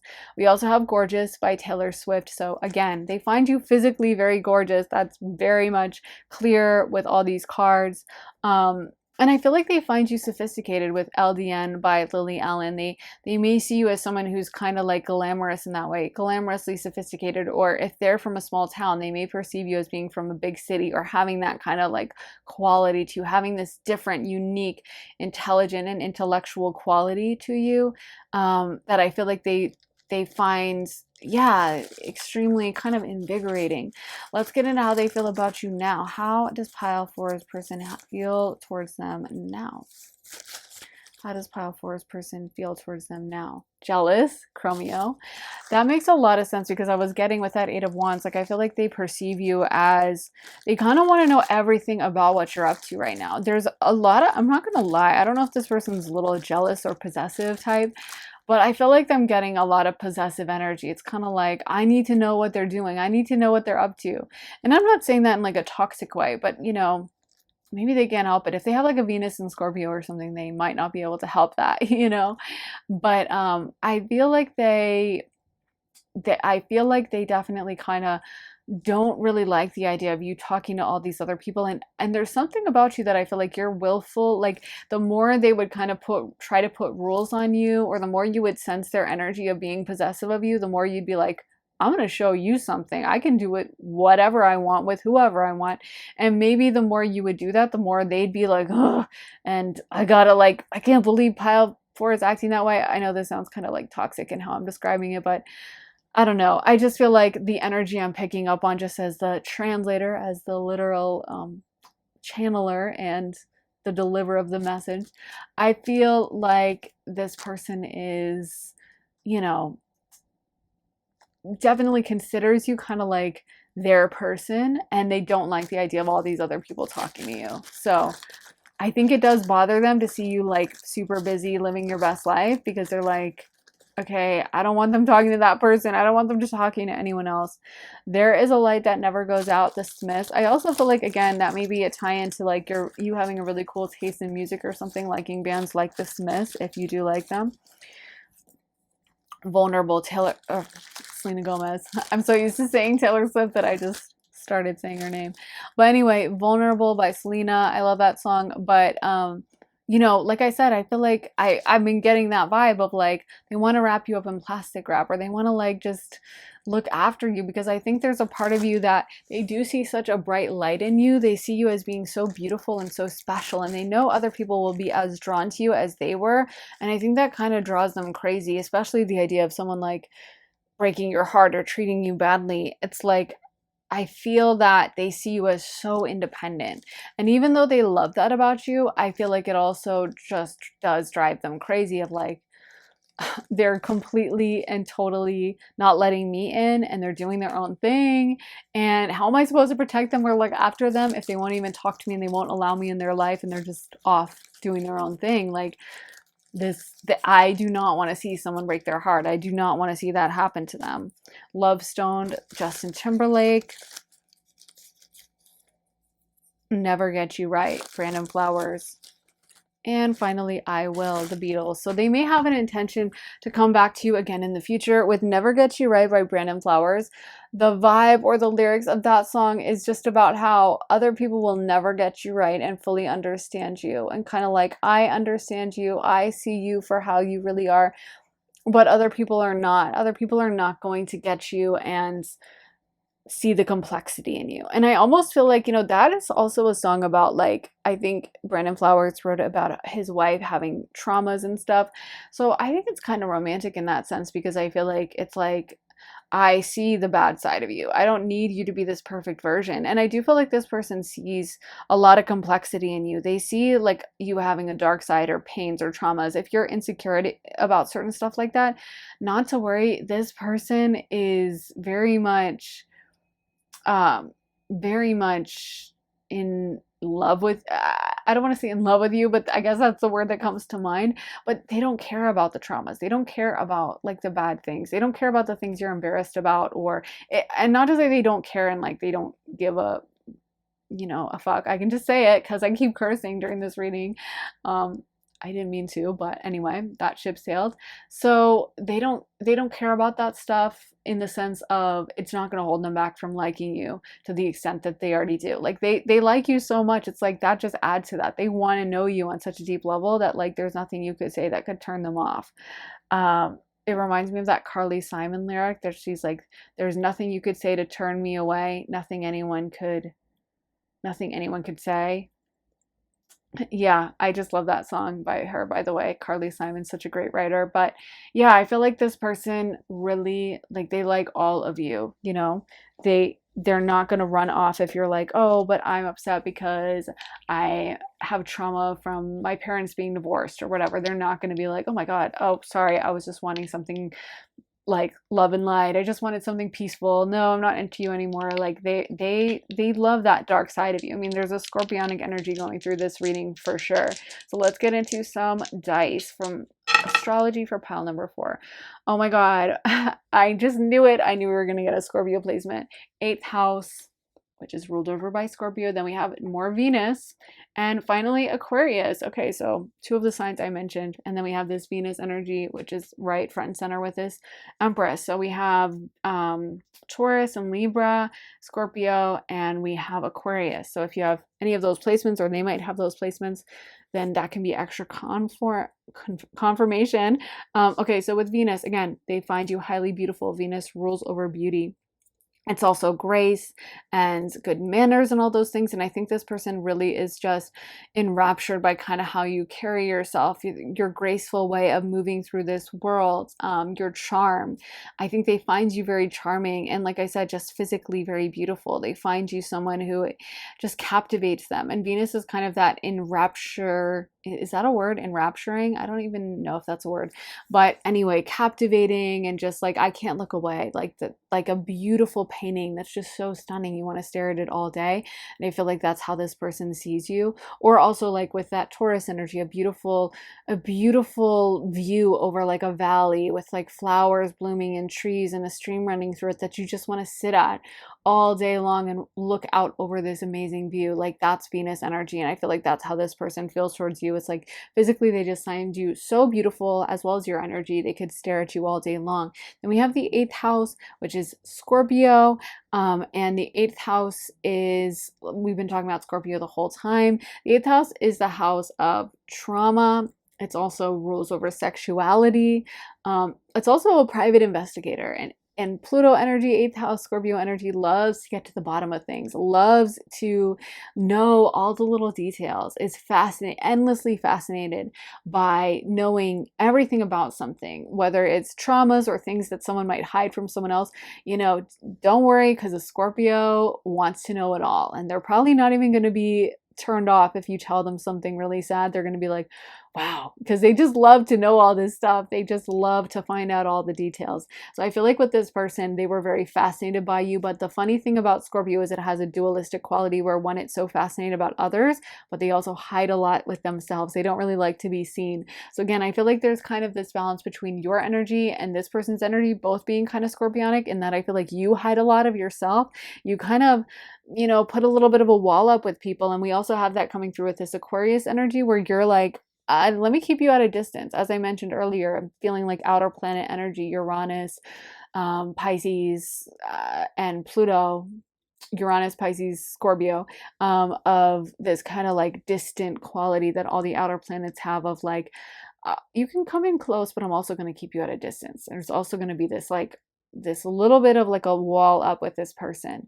And so that's why I actually love those energies. I think they're all very fascinating, and I have a lot to say about those outer planets. But anyway, I think this person is very much, you know, they like a little bit of the challenge you provide. It's just like maybe if you were a private investigator, you might enjoy the person that like is extra hard to track and actually covers their tracks really well and doesn't give you a lot to work with, because it's like, ooh, this is even more interesting than just the person that we can figure them out in a day. So yeah, I think that is what I have for you guys. Pile 4. I really hope it resonated with you. If it did, let me know in the comments. I always love hearing from you guys, especially when it comes to love readings. I always love knowing all the drama and the tea. So definitely let me know what you guys think of this. Also, make sure to give this reading a thumbs up, hit the like button if it did resonate with you. And if you want to see more of my content, then be sure to head to my Patreon, where I post all my additional readings.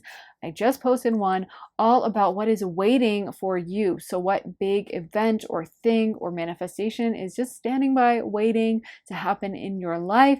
And before that, I posted one all about a no contact platonic situation.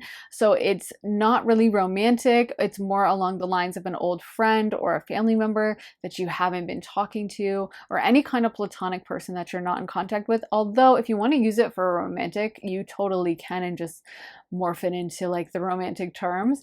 But yeah, those two I just posted. And before that, I mean, there's over 60 additional readings. So there's readings about love, spirituality, career, money, relocation, family, friends, future life, past life. So many different topics to choose from. So I really hope you guys will join us over there. Check us out over on Patreon. I would absolutely love to have you. And new readings go up all the time. So check out my Patreon if you want to join us. And then if you guys want to get a private one-on-one reading with me, you can also get that at my website, briarrosetarot.com. You can sign up for a half-hour reading or a full hour-long reading with me. Have me pull tarot for you, read your astrology, channel mediumship, or intuitively for you. You can ask me about love, career, money, whatever topic you want, basically within reason. So yeah, you get to kind of choose what we focus on. You can do a year ahead reading, just a little energy check-in. So whatever you guys want for that, we can probably talk about it. So anyway, if you want to get that reading, head to my website, briarrosetarot.com, and the link for that is in my description. Thank you guys so much for watching. I am sending you so much love and light, and I'll be back very soon again for another reading. So take care, guys, and I'll see you soon. Bye.